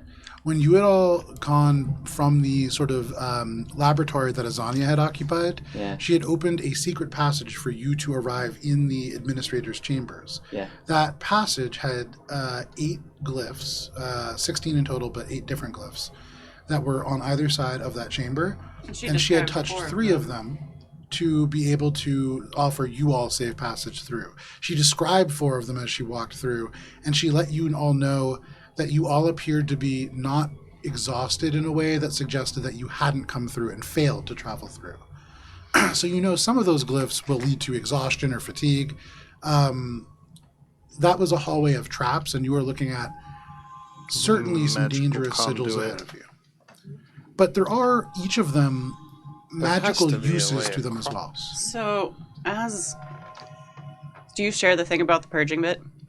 Yeah. Okay, Something so about as the lightning is coming down and touching the rods here, you say it's activating the tiles that it's hitting. Is it that the glyphs themselves are being activated? It seems so. Okay, so some of these tiles, glyphs aren't active. When you look at these, Billy, with what you have seen, almost all of the glyphs are inactive, save the one facing north. What this means, make an Arcana check, Billy. boop, boop, boop, boop. And Joe, Yes. do we see what this is? Or is You this do just not. That's you? for me. Okay, all right. I don't see it. A treat. That is a fun tool that will help me later. 12! No, not Nikki. With a 12, hard to tell what each of these does, but But you no, imagine it's more like the ones that are glowing the are ones like that are glowing are theoretically active, active. and each one being active means a different thing.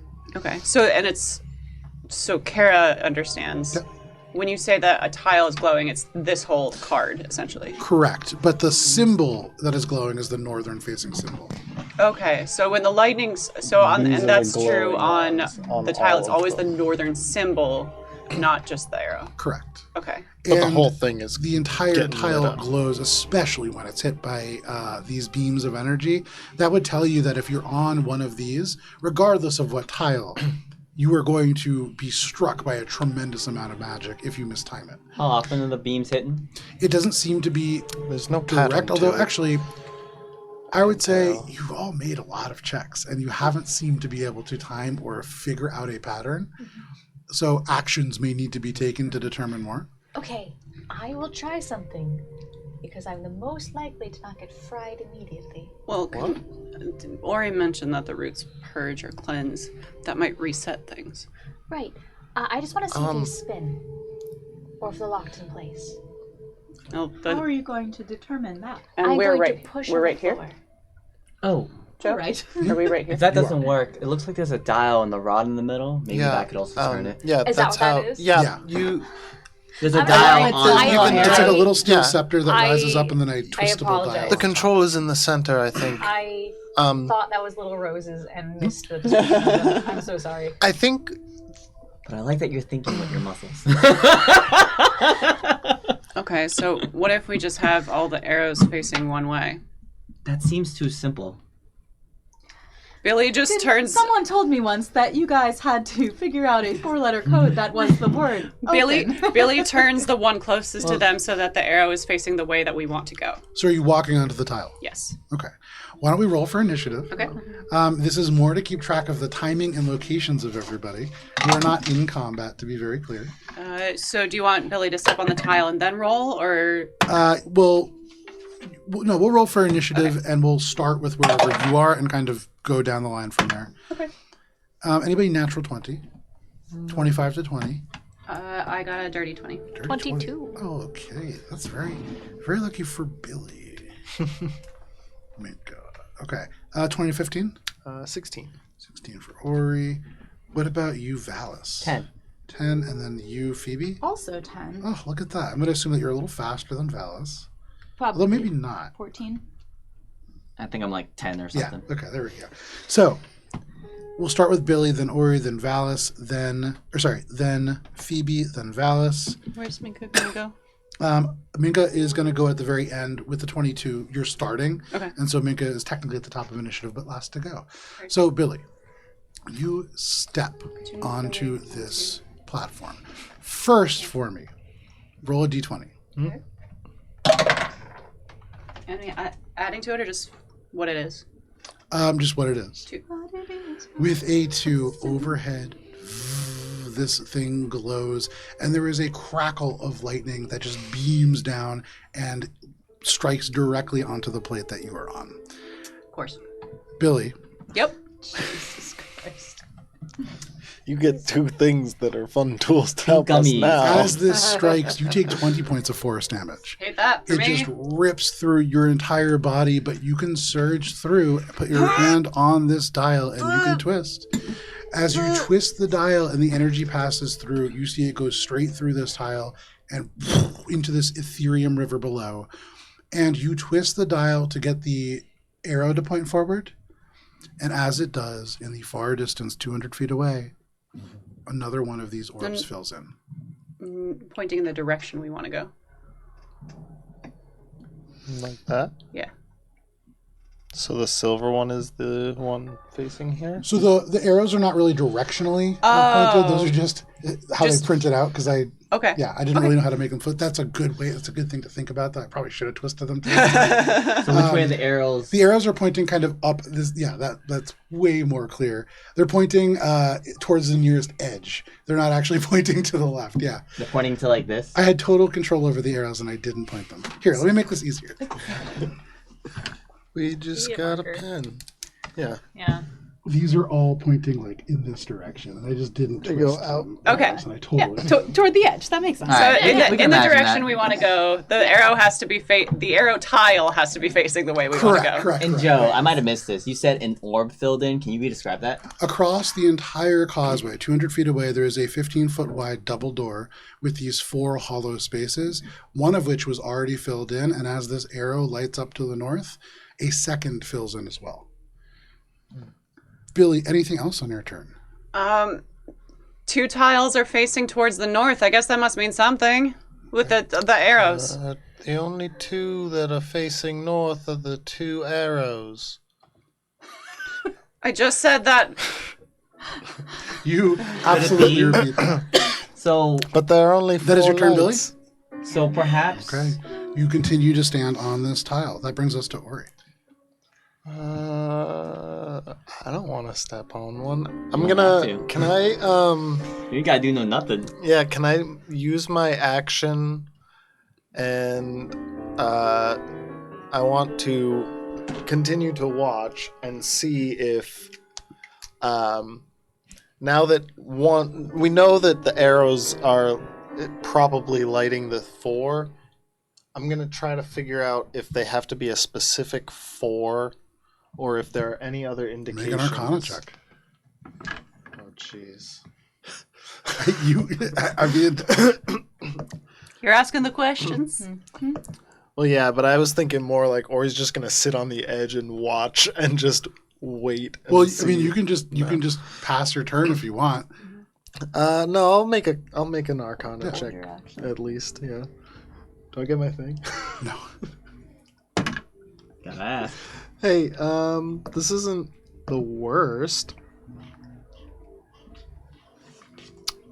It's not great though. It's 12. Probably the more the better. Cool. Anything else, Ori?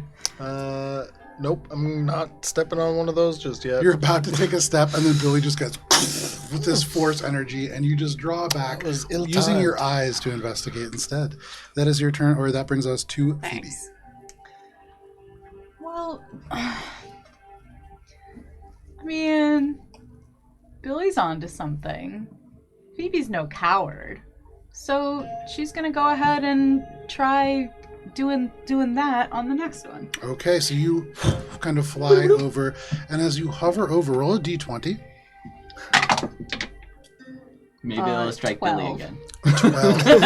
There is a crack of Ethereum energy that rips Billy, make a into the dexterity. tile that is halfway forward, and you can see that there is a kind of glowing that shoots up and back and into the ceiling past that crystal, but nothing else seems to happen. Which one? Did that hit? The one that has those 3 little dots on it. This one? Yeah. Okay. Do I intuit anything about that? Make an Arcana check. Is it free? Yeah. Just Yeah, not an action. Jesus, 11. It Damn. lets you know that you did not get struck by force energy the same way that Billy did. She shrugs her little owl shoulders and she does the turny thing. Oh, so you You have twist shoulders. this to allow the Talks of arrow beliefs, to really. be northern. Yeah, in Yes. the pointing the direction we want to go, like Billy did. You twist this around, the arrow ignites, and you can see across this space a third space fills in. There's only one empty spot within the door. That is your turn, Phoebe. Yeah. All right, that brings us to you, Valis. I don't think it's as simple as just. We only need 4 arrows to open the door, so I think there are That's some of what these I'm that. saying. I think that some of these need to be set in other ways to make the passage safer. So, when that one hit this one, Mhm. it bounced off, right? It did. So perhaps that gray symbol is a reflective one. And when this one hit here, Yes. it was on the roots before, and then she turned it, right? Correct. So, and that one seems to absorb the energy. Although I don't think we know what happens if It the hurt. lightning hits. Well, it absorbed it. You're also in initiative, so what are you doing, Valis? Yeah. Okay. I am going to Roll to think. try to investigate the room. Mhm. Because if the reflective one is shooting it like off, then I'm trying to like look up to see if there's other stuff up there that needs to be hit by the lightning. You Or, look up and you can see there are tracing elements of seams in the walls and in the ceiling, almost impossibly high, that seem to glow with this energy. Make an Arcana check. There's something magical sense. certainly happening above you. This is on the 50th floor. It's got to power the floors above as well. There's probably 18. similar ley With an lines above. 18, looking at all of this, you recognize each one of these tiles powers something different above. And if the energy goes up, if it goes out, if it goes down, each one of those things means something different. You get the sense that all you need to do is turn 4 of these arrows to the north. But which 4 arrows will matter tremendously as you continue your way up this floor. With an 18, hard to tell what each of these does independently. So yeah. So I have to wait till my turn to talk. so I relay that, and I'll just say I don't think that we can really know what these will power above or below with what we have. So if anyone has any way to ascertain that could help in figuring out which ones. Oh boy. Anyways, Wait for your turn. That is your turn. I'm done. Valis, that brings us to I the just top of the talked a whole round. bunch. To Minka. We stand on the edge So, hearing that, and ponder. Minka is going to look, and seeing that so far, all of the glyphs have dealt with like the directionality of the energy. Yep. She's going to go to that third one and switch it to the blank, hoping that means that when it strikes, it'll disperse and just not power anything. Okay, roll a d20. You fly past your allies, past Billy, past Phoebe, over to this third tile. 6. It's like 6. Okay. Will we find out immediately? Oh, I already rotated. I'm sorry. It might have been on something No, else. it's fine. Okay. Because, yeah, don't worry about it. I have a feeling like it matters to Joe about where this is going and how toasty I'm about to be. You turn this to the blank section, and there is a crack from this Ethereum crystal that goes down and strikes you directly, Minka. With no sigil currently active, the stone and you take 22 points of force damage. And this stone kind of cracks in different places, but does not fall apart. You get the sense that this is not how things are intended to be. And in fact, underneath your feet, sort of as that damage resolves, the spin begins to occur again. And all of a sudden, all of these glyphs begin to spin. Yep. Oh boy. I reset the puzzle. You did. figured it out. I did. I figured it out. Yeah, We have... you gotta stand on that side. My turn next. My turn to guess the puzzle. Very good. And all of the lights that are lit in the You're door after me go when I out. get it wrong. So that was my action, right? Can I... Actually, no, that's also an action. I have, like, stone shape and shit, so I was gonna see if I can repair it, but that'll probably have to be next time. Okay, anything else? Do I have any movement left, or that take my whole movement That to takes get your there? whole movement to get That's there. what I assumed. All Okay, right. I will clutch my shield. There you go. Free action. That brings us to Billy. The arrows determine which way the lightning goes. The arrows are directionality. The silver, the knot thing, reflects the lightning back up. You're still going to get hurt if you're on the tile. It's just going to go up.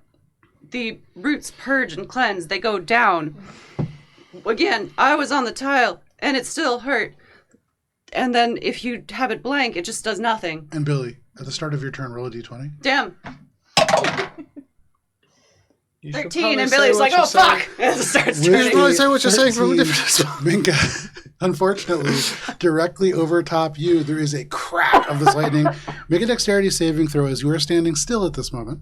Does this count as a magical attack? It does not. Dang It's it. not an attack, technically. It It's is an magical Okay, dexterity. essence.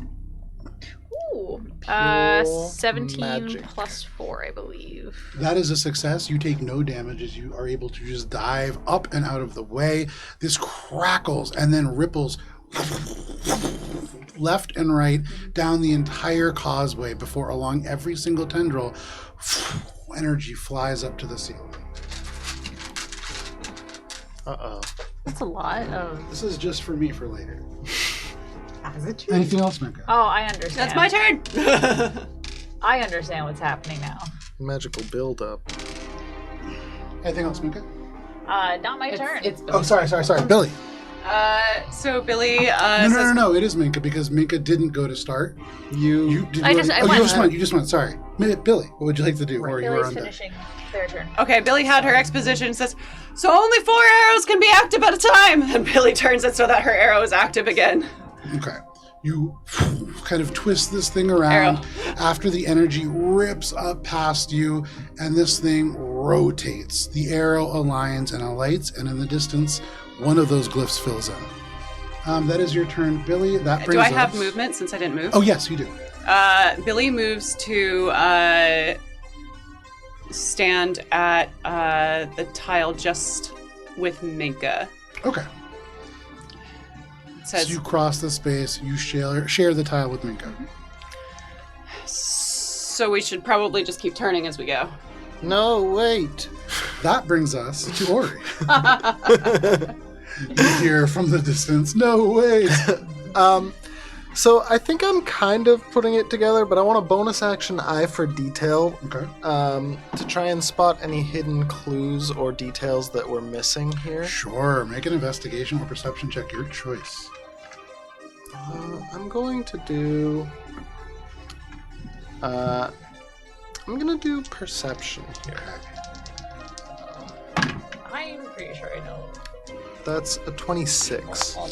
With a 26, you do see that think I faintly do too. going up the walls, there are sigils that would speak of different effects that each of these paths are connected to. You are not trained in magic. Magic is not something that you know about, but you do and have seen elements of sort of infernal servitude. And that's what these speak to. At least the paths closest to you. These? Those two, actually. Oh, these Yeah. two. Okay. So, That's a bonus action. and then as an action, I do want to test something, but can I ready to time my action so that after the next strike, I go and turn this one to the roots again? And then No, jump so off? in D&D, I believe you have to hold an action. You can't hold your whole turn. Like in Starfinder, you can delay turn. Oh, so I can't move Right. and You could move there and then hold your action to... then...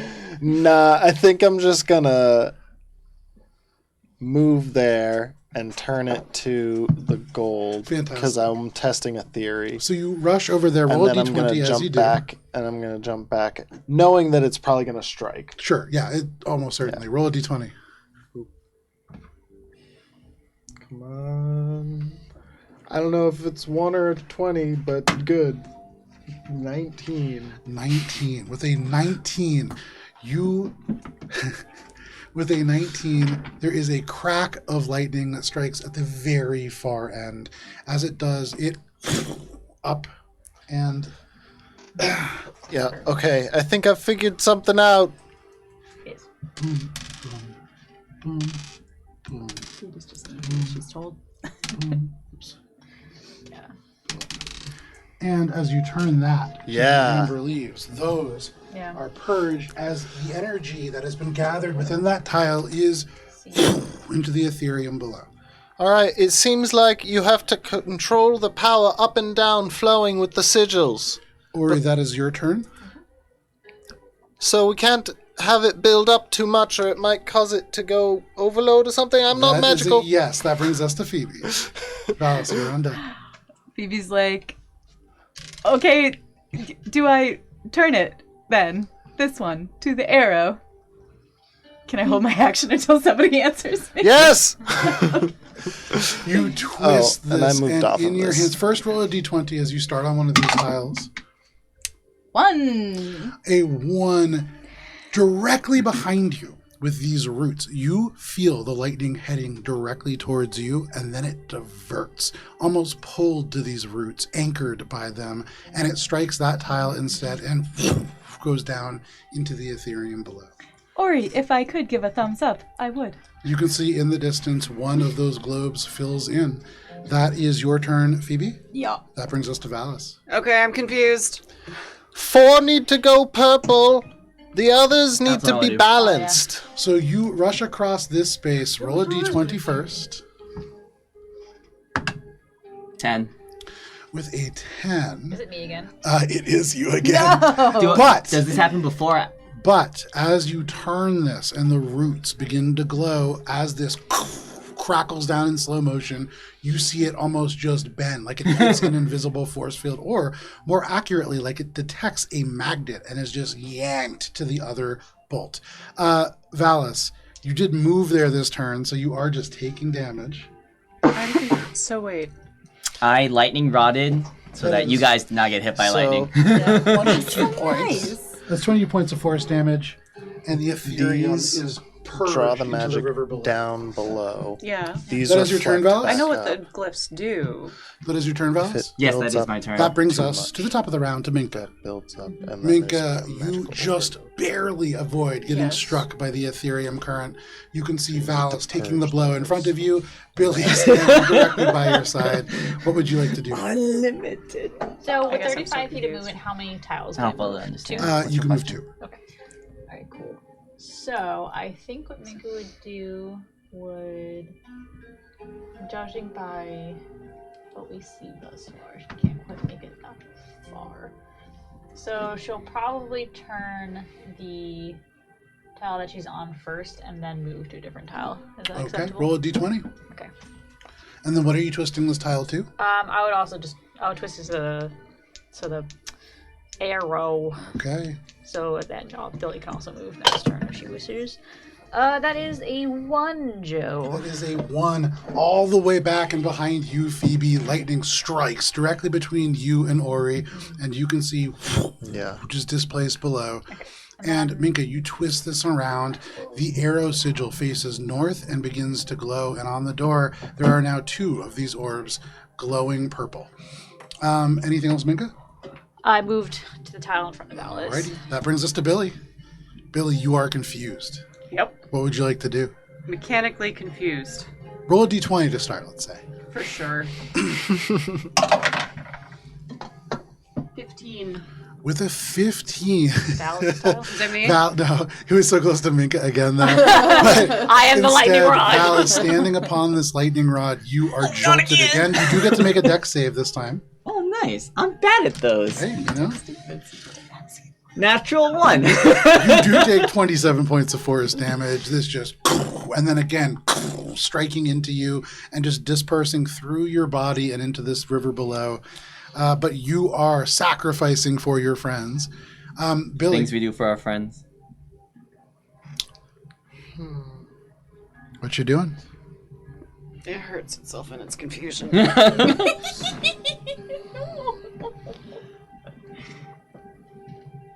Okay, you rush over there, you twist this, and the amber roots begin to glow. That is your turn, Billy. That brings us to Ori. Ori, roll a d20. So, question about, you said the infernal sigils that I saw, not these ones. No, they kind others? of go up along the wall. There are like seams within the bricks and the And stones it's here. only on these two that On I all of them, but you, with that check, Those you are the again are not newest. trained in Yeah. magic, so trying to figure out too much about that Yeah. will be difficult to do. Those are 9. Say any of that aloud. What was that? Did you say anything about the infernal sigil aloud? Yeah, it was like, there's sigils on the sides too, infernal. I can't read them. Valis, make a dexterity saving throw. Damn.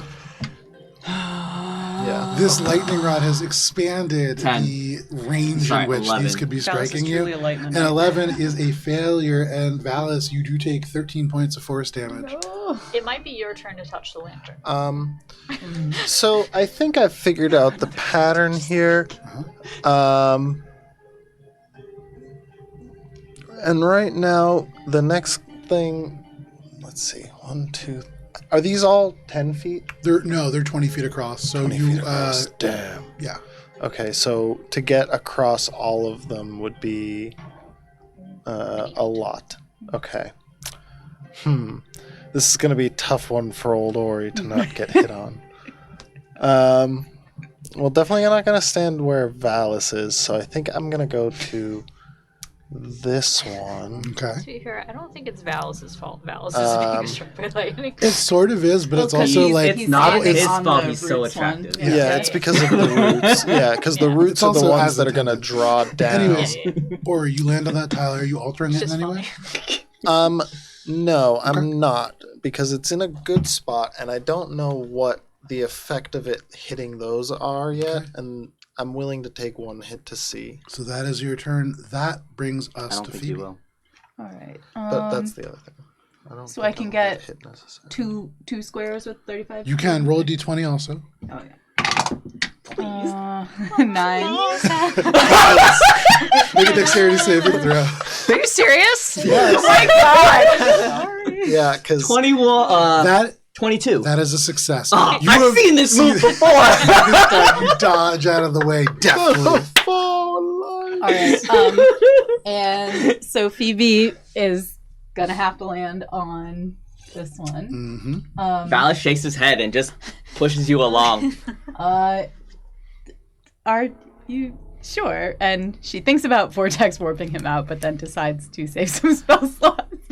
And so I guess I'll use my full action to go to this one. There you go. You fly over to this space, all of you leapfrogging over each other, making it across as currents of this magical energy strike down. That brings us to Valis. Did the platform over here seem safe to stand on? So far, nothing has struck it. All right, so I want to say to the group, everyone get off the tiles. I have an idea.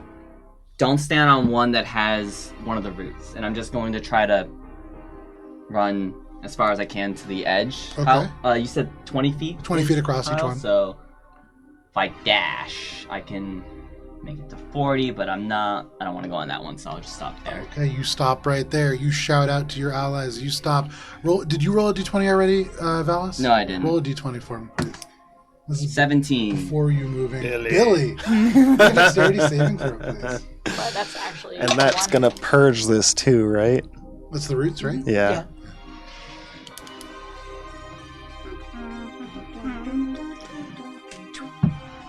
21. That is a success, Billy. As this strikes, you do not take 23 points of force damage, and you are able to dodge out of the way, and the energy sinks into the Ethereum river below, purging out that tile.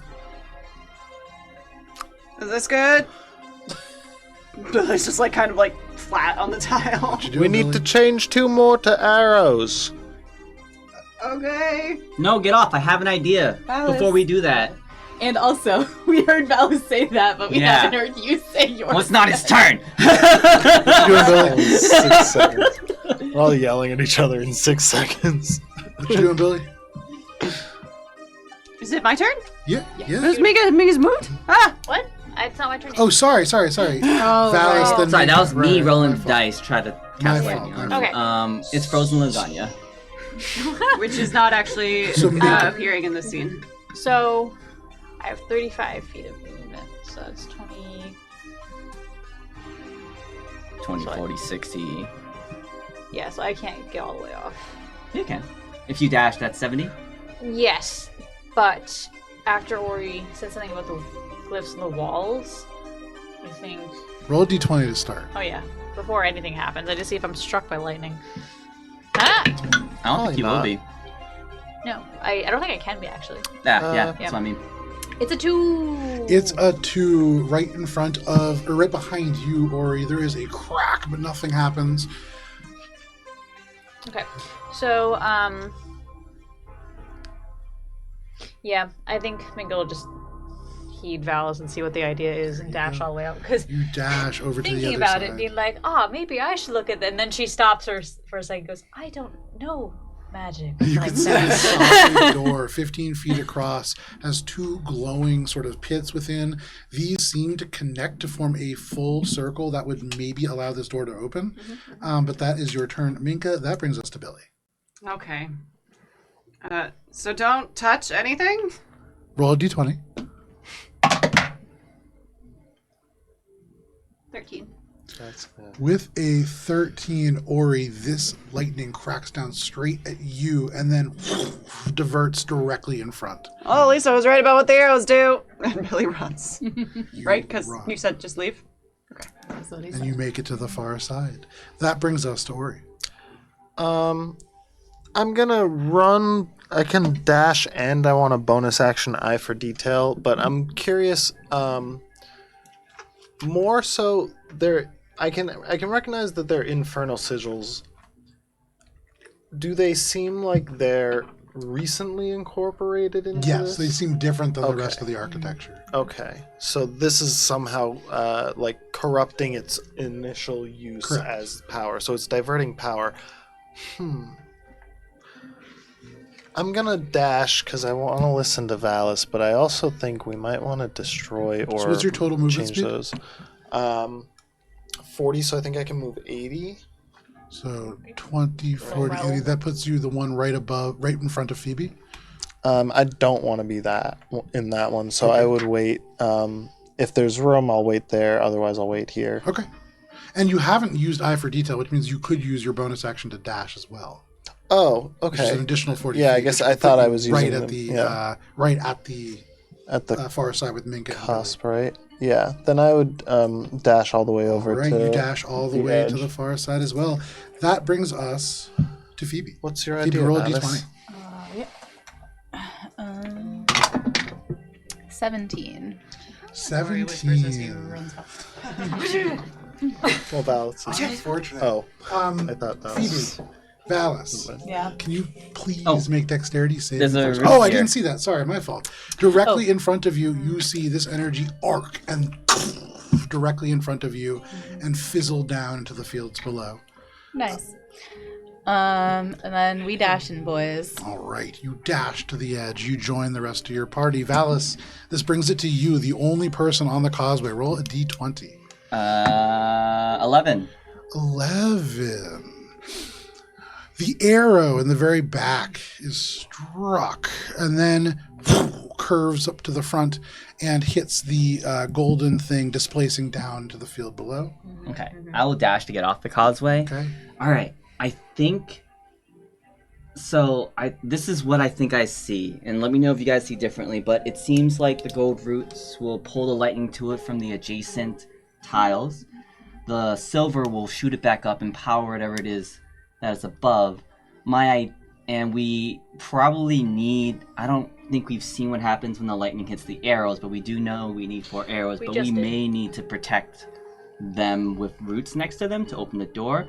And the last thing is that whatever these things power, we probably should. It might be safer just to have one person on the causeway changing once we come up with a plan, because more of us means more chance of us getting lightning hit.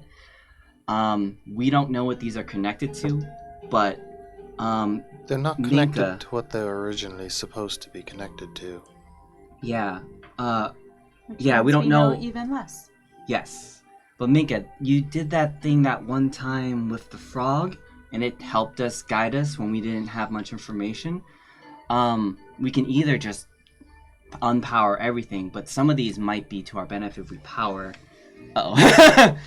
Minka's gonna Are you able to do that today? And- As you think about that, Billy. This is a Cara question. Yeah. So the tile that got hit was the second tile, right? Yep. And then it, No. No. It was At going. the moment, not a single. The only things that can be hit are the golden tiles because of the configuration of this Yeah. field. Like it was the lightning was going down this way, but then it got pulled to this. right. root So one. like Yeah. that's okay. Yeah, so basically the roots give a one tile area of attraction. Yeah. So we Lightning technically rod. haven't seen what happens when it hits the arrow, but my assumption would be that it would divert the energy down the causeway. Yeah, I thought the third tile had gotten hit, and that was the tile. No, sorry, this was the tile that diverted. It diverted to this one. I think No, the Was second. it this tile It's that the got second tile that got hit, and the first. I mean, tile they've diverted. both gotten hit at this point. when No, the silver knot is struck, that is when the power It gets diverted reflects back up. up. Yeah. Yeah. So my thought had been that because the arrow was activated on the third tile, it got diverted and it just kind of shot up to the nearest root. But that's not what happened. It was Oh. the second tile that got hit, and there was a root there to pull the energy That away. pulled it away. That's yeah. thus my theory Gotcha. didn't work because it didn't happen. So, what would you like to do? Is it? Novalis was just explaining. Gotcha. Yeah. Okay, Yeah. so that was a Cara question. That was a Cara Yes. question. Gotcha. So, Minka will look at Valis after his explanation and be like, that I cannot do, but I can have someone else look at the walls. And she'll kind of look around and be like, the person who would most likely be able to understand the walls is currently on my back fainted.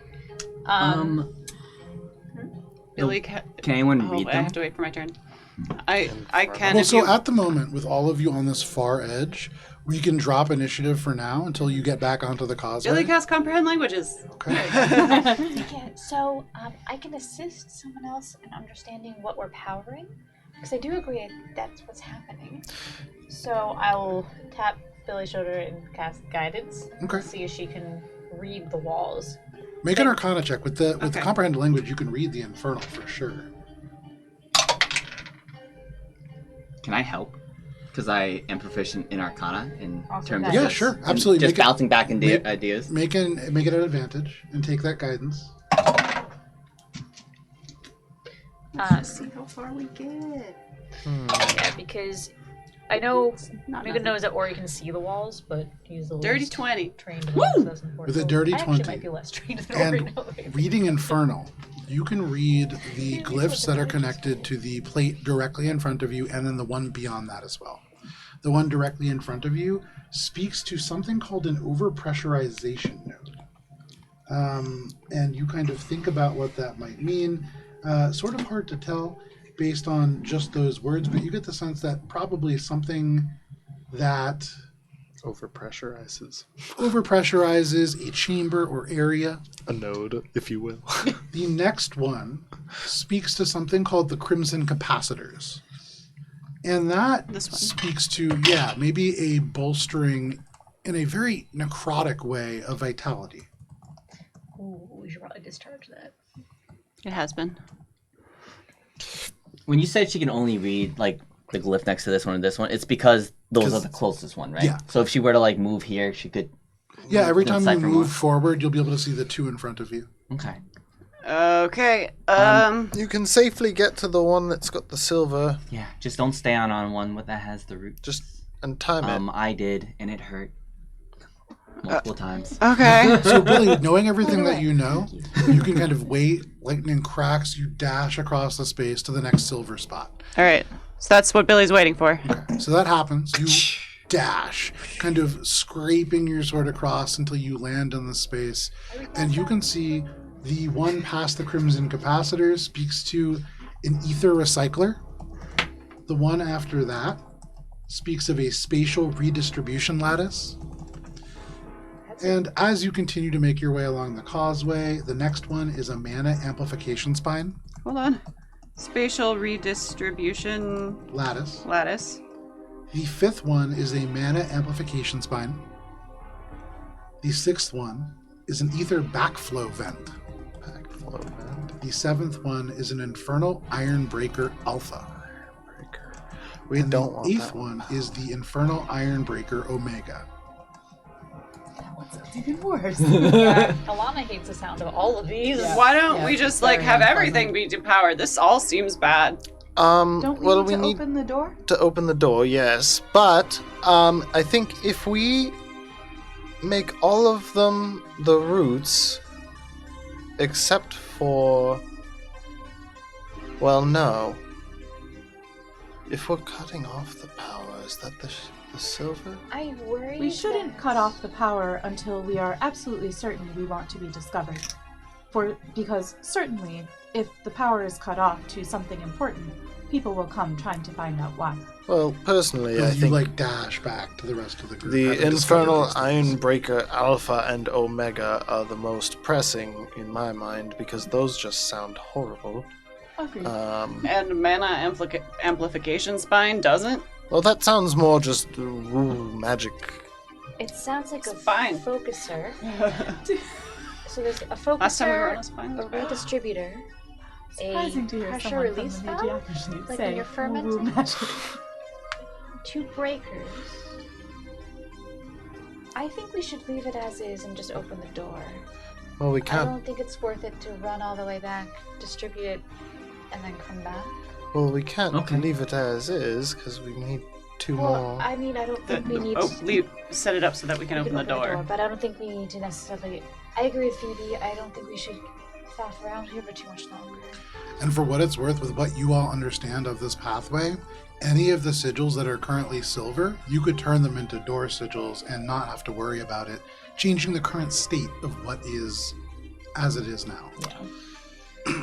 I think that's a good Don't goal. like that the Infernal Omega is still powered. Perhaps I don't understand then. Are we on a mission where we should be stealthy, or should we be causing as much damage as possible to evil things that we see? I am happy with either, but we should be on the same page. There's a I- little bit of both, I guess. I I don't think we can choose one. I know or we're here, I both. think. I don't think we should hang out for longer than we need to here. I'm of the opinion that we stealth first, smash later. As always. Indeed, we can always come back later. That is always an option. As always. We have never encountered a time where that wasn't an option. We also do not know whether we can co-opt these evil-sounding powered machines to our own use. I'm not trying to do that. Temporarily, of course. I'm just saying. No, but they those may be numbers. like things that would help, like, for example, it powers a bridge in the next room that we need to walk across, and without the bridge, we'd have to fly. But I agree with knowing what we know. I feel comfortable just opening the door and going on, unless... What you doing, Billy? So we're opening the door, right? We should certainly open the door. Okay, so we have 2 that are active, and we just need 2 more. So, So why don't we just do the ones that are safest right now? Makes sense to me. is the power they're all going safe. through dissipating, you said? All safe as a... As far as you can tell. Billy will wait for the lightning to strike and then run to this. Okay. Easy enough to do. You wait for the lightning strike, you run. Are you twisting this to the arrow? Yes. Easy enough to do. And behind all of you, you hear this as it glows, and 3 of these orbs now lit. The one next to Billy, to closer to you, that was the lattice. Give me one moment. So Hold this on. is the overpressure node. That's the mana This is lattice the Crimson fourth one, the Capacitor. one Lattice, yeah. south of Billy. Ether recycler. Yes. Lattice. Lattice. If we want to spend a little bit more time, I could ask Javaris if he's heard of any of these. He's been here before. He may know what these devices are. They're infernal, though. It's new. Only these 2, right? Were infernal. Was all the writing in it's all infernal. It's all an infernal. Oh, I believe Ori said, I think you said this to the whole gang, that that the writing on the walls was added later on, probably much later than But that Javaris. does. It could have just been perhaps them codifying what some already knew that they did. Doesn't mean that they changed the machinery. An infernal label maker. Billy, are you Exactly. staying there? That doesn't seem right. Billy doesn't have any movement left? Well, so you're still, again, because you sort of have this You're set in a up so safe that spot. you have safe spots. Yeah. You don't need to be in initiative at the moment. Okay. You just have to time You it can just yourself. say you're like avoiding What's Yeah. it, One called as we again? know how. So The silver sigil? That is No, the it's the, overpressurization uh, node. Billy will turn this one. I think Okay. we would run and turn this one. Oh, no, we have the 4. I know, but I think it would still, because if this is... Correct me if I'm wrong, we only need 4, Yes. Mhm. but there's no indication that a 5th would be a bad thing. Make a flat intelligence check. Actually, make an arcana check. Can I make one too? It would 'Cause Hannah over- has opinions. Yeah, on that, I Oh, don't know if they- overload the door power. Billy, as you turn this last one closest to you to this arrow, the 4th globe fills in and the doors swing open. I got a 24. 24. There is no harm directly in having one of these arrows additionally open, but that changes the way that the lightning will react with the other tiles around it.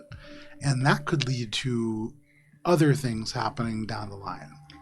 She says that to everybody and says, Inka, I appreciate that you are thinking logically about whether there may be benefits or not, but I suspect we should leave things in the most advantageous position. Okay. When the Hey. doors swing open, behind all of you guys, you kind of turn and look.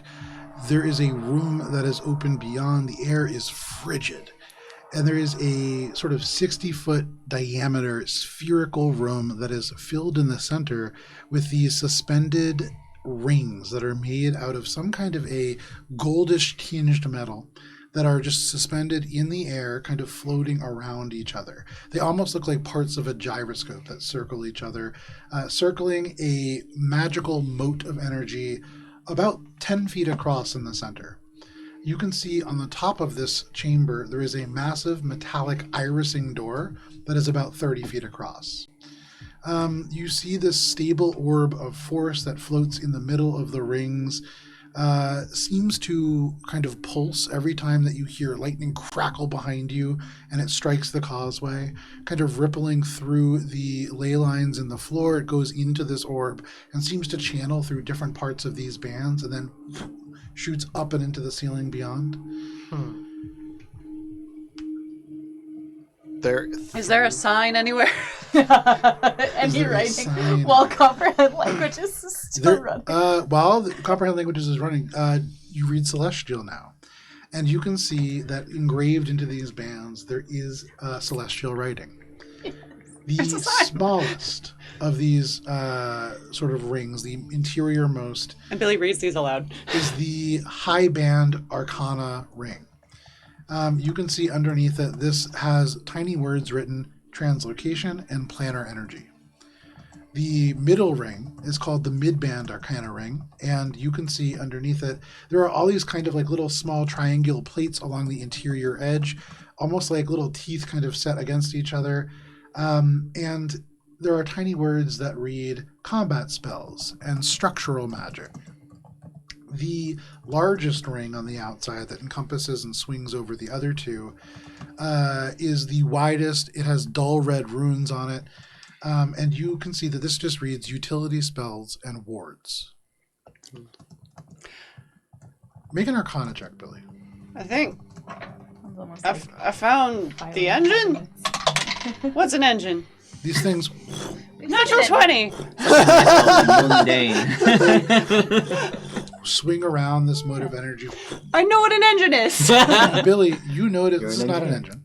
I found the mythal. Certainly not. What you are looking at is an arcanic divisor. All of the energy, the raw energy that is being filtered through the causeway behind you, is hitting this stone and being split through these three rings to serve purposes in refined form up above. And what you notice with a natural 20 is as these go around each other, they never focus the energy precisely up. With a natural 20, you get the sense that were you to focus it precisely up right into that irising door, it would open. And all you need to do is reach out, and with that roll, tap this gyroscope. Relaying all of that. Ori, why is it that when we go to see my family, it's just gross, but your family is horrifying? This is hurting my brain a lot.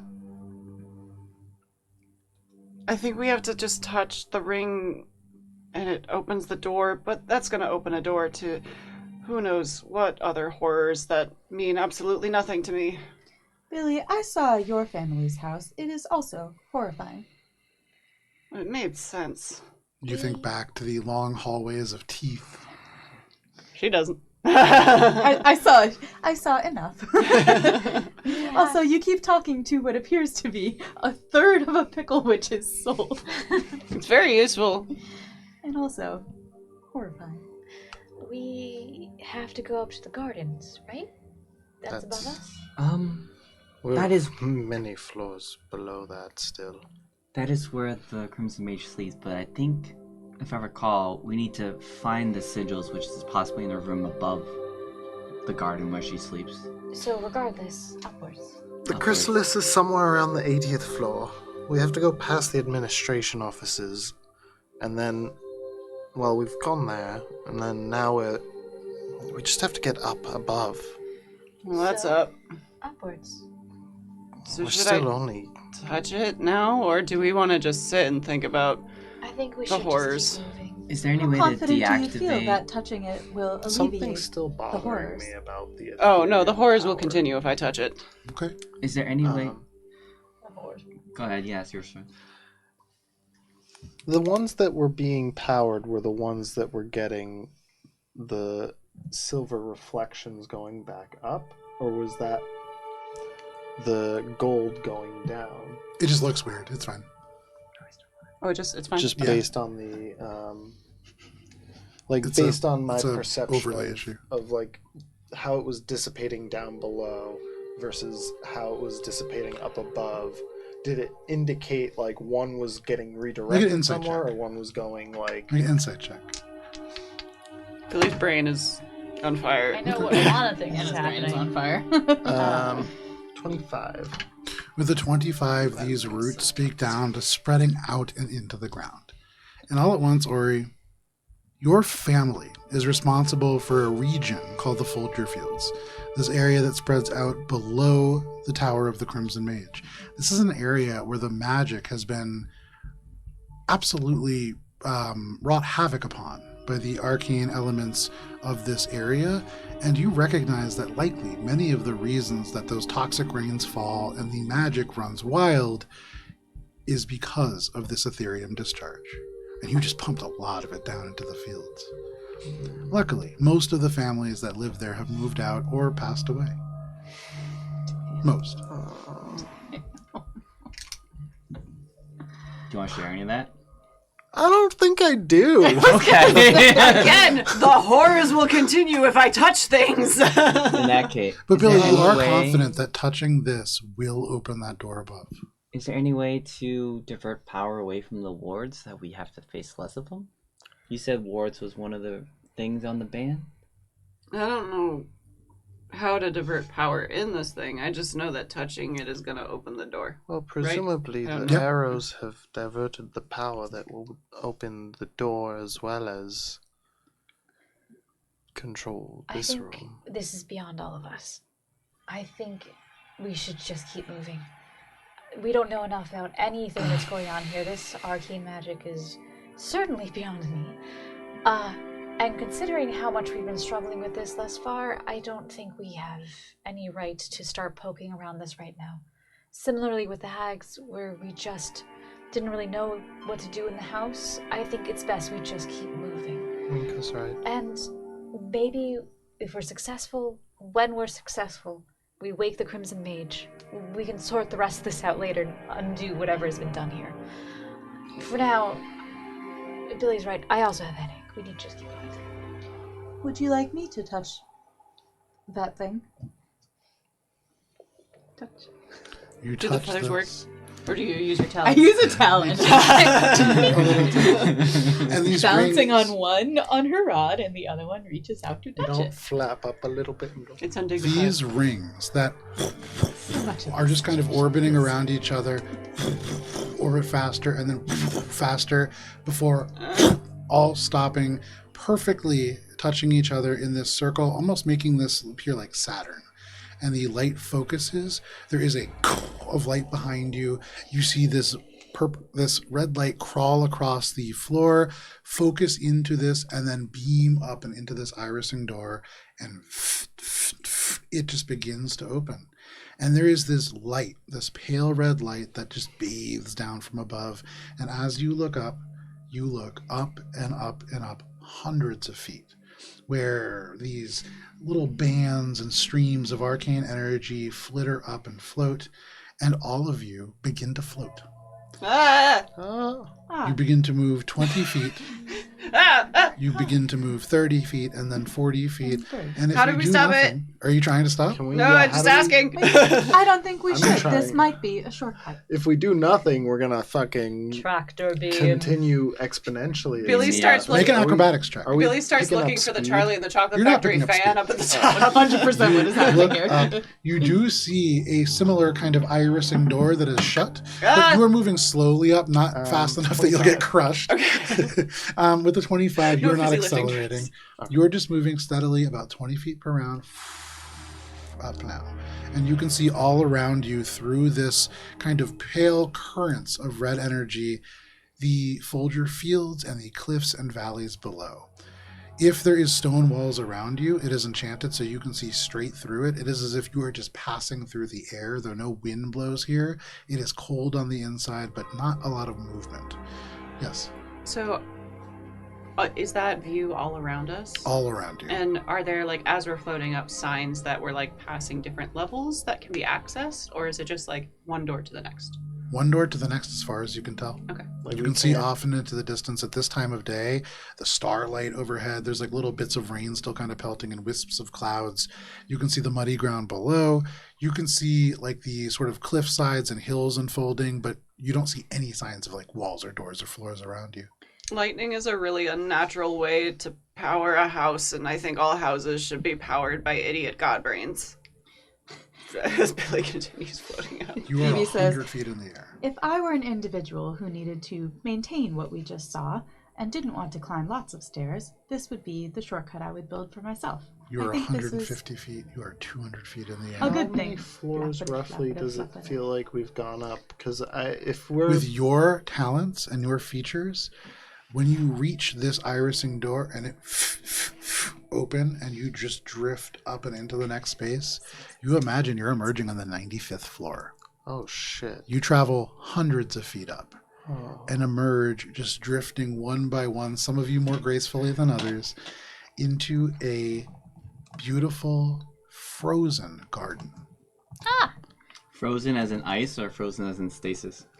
Yes. You see elements of botany all around. You see plants that have been set up in beautiful little planters and tiny glass jars. And where the dirt is, there is a layer of frost across the top, across the plant matter. But there is a stillness here that is beyond frozen. As Ori said, yes, this is stuff that is both frozen and held in stasis. You can see there are places where flowers are mid-bloom, the petals unfurling but frozen and suspended. In the center of the room, dominating the entire space, so there are other kind of plants and pods around, you can see a huge stalk of frozen plant with a crystal amber chrysalis wrapped in frost in the center, and at its heart, or you recognize the Crimson Mage. You see they breathe shallowly, they lie peacefully inside. Beyond the pod and through the curled and frozen vines in this place, there is a twisted staircase in the stone alcove that leads up. But Ori, in this room, you feel drawn towards this plant, towards this pod, and all of you hear, kind of echoing from the plants, almost whispering through the ice, this voice that says, "You've returned at long last. You do not understand all that you see. You were never meant to. Know that I only guard her because she would stop you. Do not hate me for my love, boy. Turn back now, and you may yet have the power you need."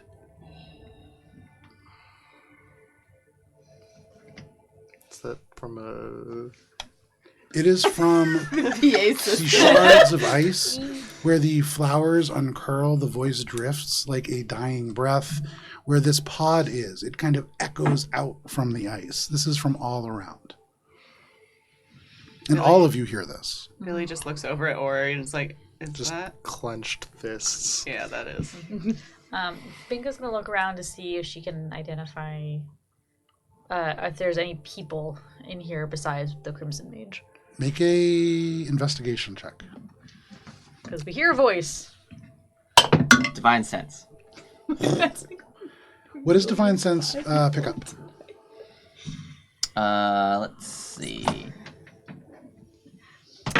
Celestial, fiend, undead within 60 feet. That's not behind total cover. Nothing is picked up with Divine Sense. Billy is looking for movement. Make a perception check. Yay! Is it investigation? Yeah. 11. There is but this one person in here. None of your party, just you and the Crimson Mage asleep in this pod. 26. With a 26. Everyone else stuck in the elevator. This is such a still place that any movement is remarkable. And you see that the Crimson Mage draws gentle breath, but beyond that, this entire sort of plant that rises 25 feet up, crushing into the stone ceiling above, that is kind of with its roots twisted into the stone below, probably about 20 feet thick. That also gently draws breath. You get the sense that that is likely a living sort of plant that encompasses this More like a Crimson parasite. Mage. A plant, certainly. And Audrey it seems to too. be not, yes, guarding this individual, but certainly also keeping them alive. Billy looks over at Ori and tries to catch his eye and just mouths to him, "It's just us here and her." It's only you here, boy. The rest of these people do not matter. Billy looks at him again. It's like, how can he hear? I didn't say anything. Billy just mouthed it, so she's just like, Did everyone hear that? My father part likes too? that. Yeah. Billy's just like, what the fuck? I think niggas should be just gonna be like, Hello? There is no answer. As Anya said, the sigils would probably be above. Phoebe, you had something? Yeah, Phoebe is going to use her telepathic speech feature to connect with Ori, and in his mind, she's just going to say, Ori, it is clear that this individual can read lips as well as you can. What would you like our next move to be? I will be behind you 100%. All the way. Out loud, you hear, you may try to hide your words behind the walls of your mind, but I'll hear you wherever you whisper. You are That is powerless here. unfortunate. Are you the plant? No response. That is my father. Not The the urge- plant. The urge is really too strong to say your father's the plant. I commend you for not Or he saying catches it. you before you can say it. you see a flash through Mika's eyes, and she just doesn't say anything. But you get the thought that happens. Billy She's just, now like, worried her father's the plant. Billy just reaches across and like pats Mika on the shoulder. It's like, good job.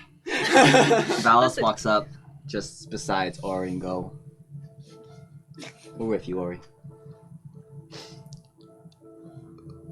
With me with what? What am I supposed to say? What are we supposed to do? We're going up. We have a plan. I suppose we'll be meeting soon. Would you rather lead or someone else? As Anya said, the sigils would be likely above.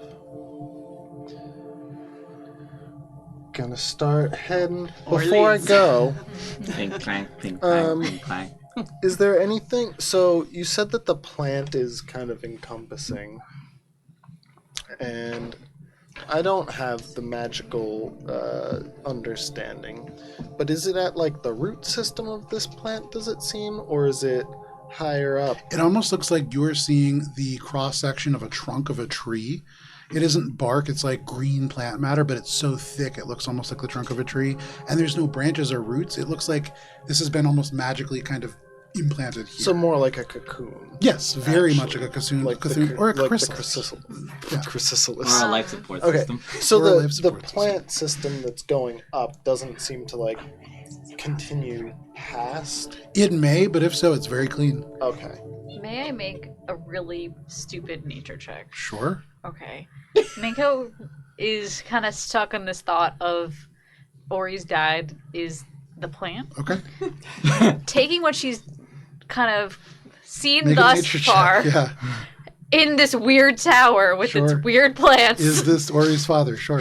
Is Ori a plant? No, it's more along the lines of has Ori's father either co-opted this plant somehow, or is this plant like some sort of like arcane focus, or Sure. is he like literally inside the plant? We don't know. It's a total of Some of us do know. the highest that I rolled tonight, which is not saying much, but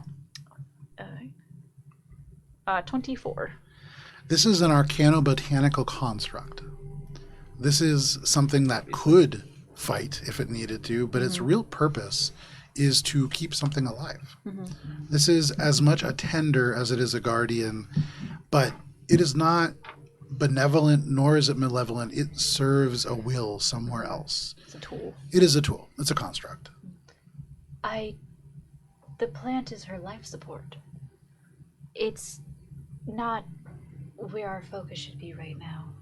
We're the sigils. I We think you're can't the do only much one here. focused on the plan. Thank you for understanding, Minka. We're going upstairs. Here's the thing. And Ori, you climb the stairs? Yeah. Okay. Pink is a druid. As Minka is kind of left alone. If there with was her a small thoughts, chipmunk keeping her alive, Dallas would be there with you. It's true. Ori, You talk? Can I talk to plant? Yeah. Right now? Yeah. Nay. Tomorrow. you climb the stairs. First 5 feet, then 10, then 15. And after 30 feet of like a winding, twisted staircase, the air growing colder and colder, you reach a new floor. As you reach this, kind of entering into a little alcove that opens up to a wider room beyond, about 50 feet across, 4 sigils neatly placed in a row, very easy to access. you can hear this voice that says, "If you insist on rising, Alberon, witness what came before you. They failed me, but you will not." And what about her? There's no response, but you can feel the temperature drop 5 degrees.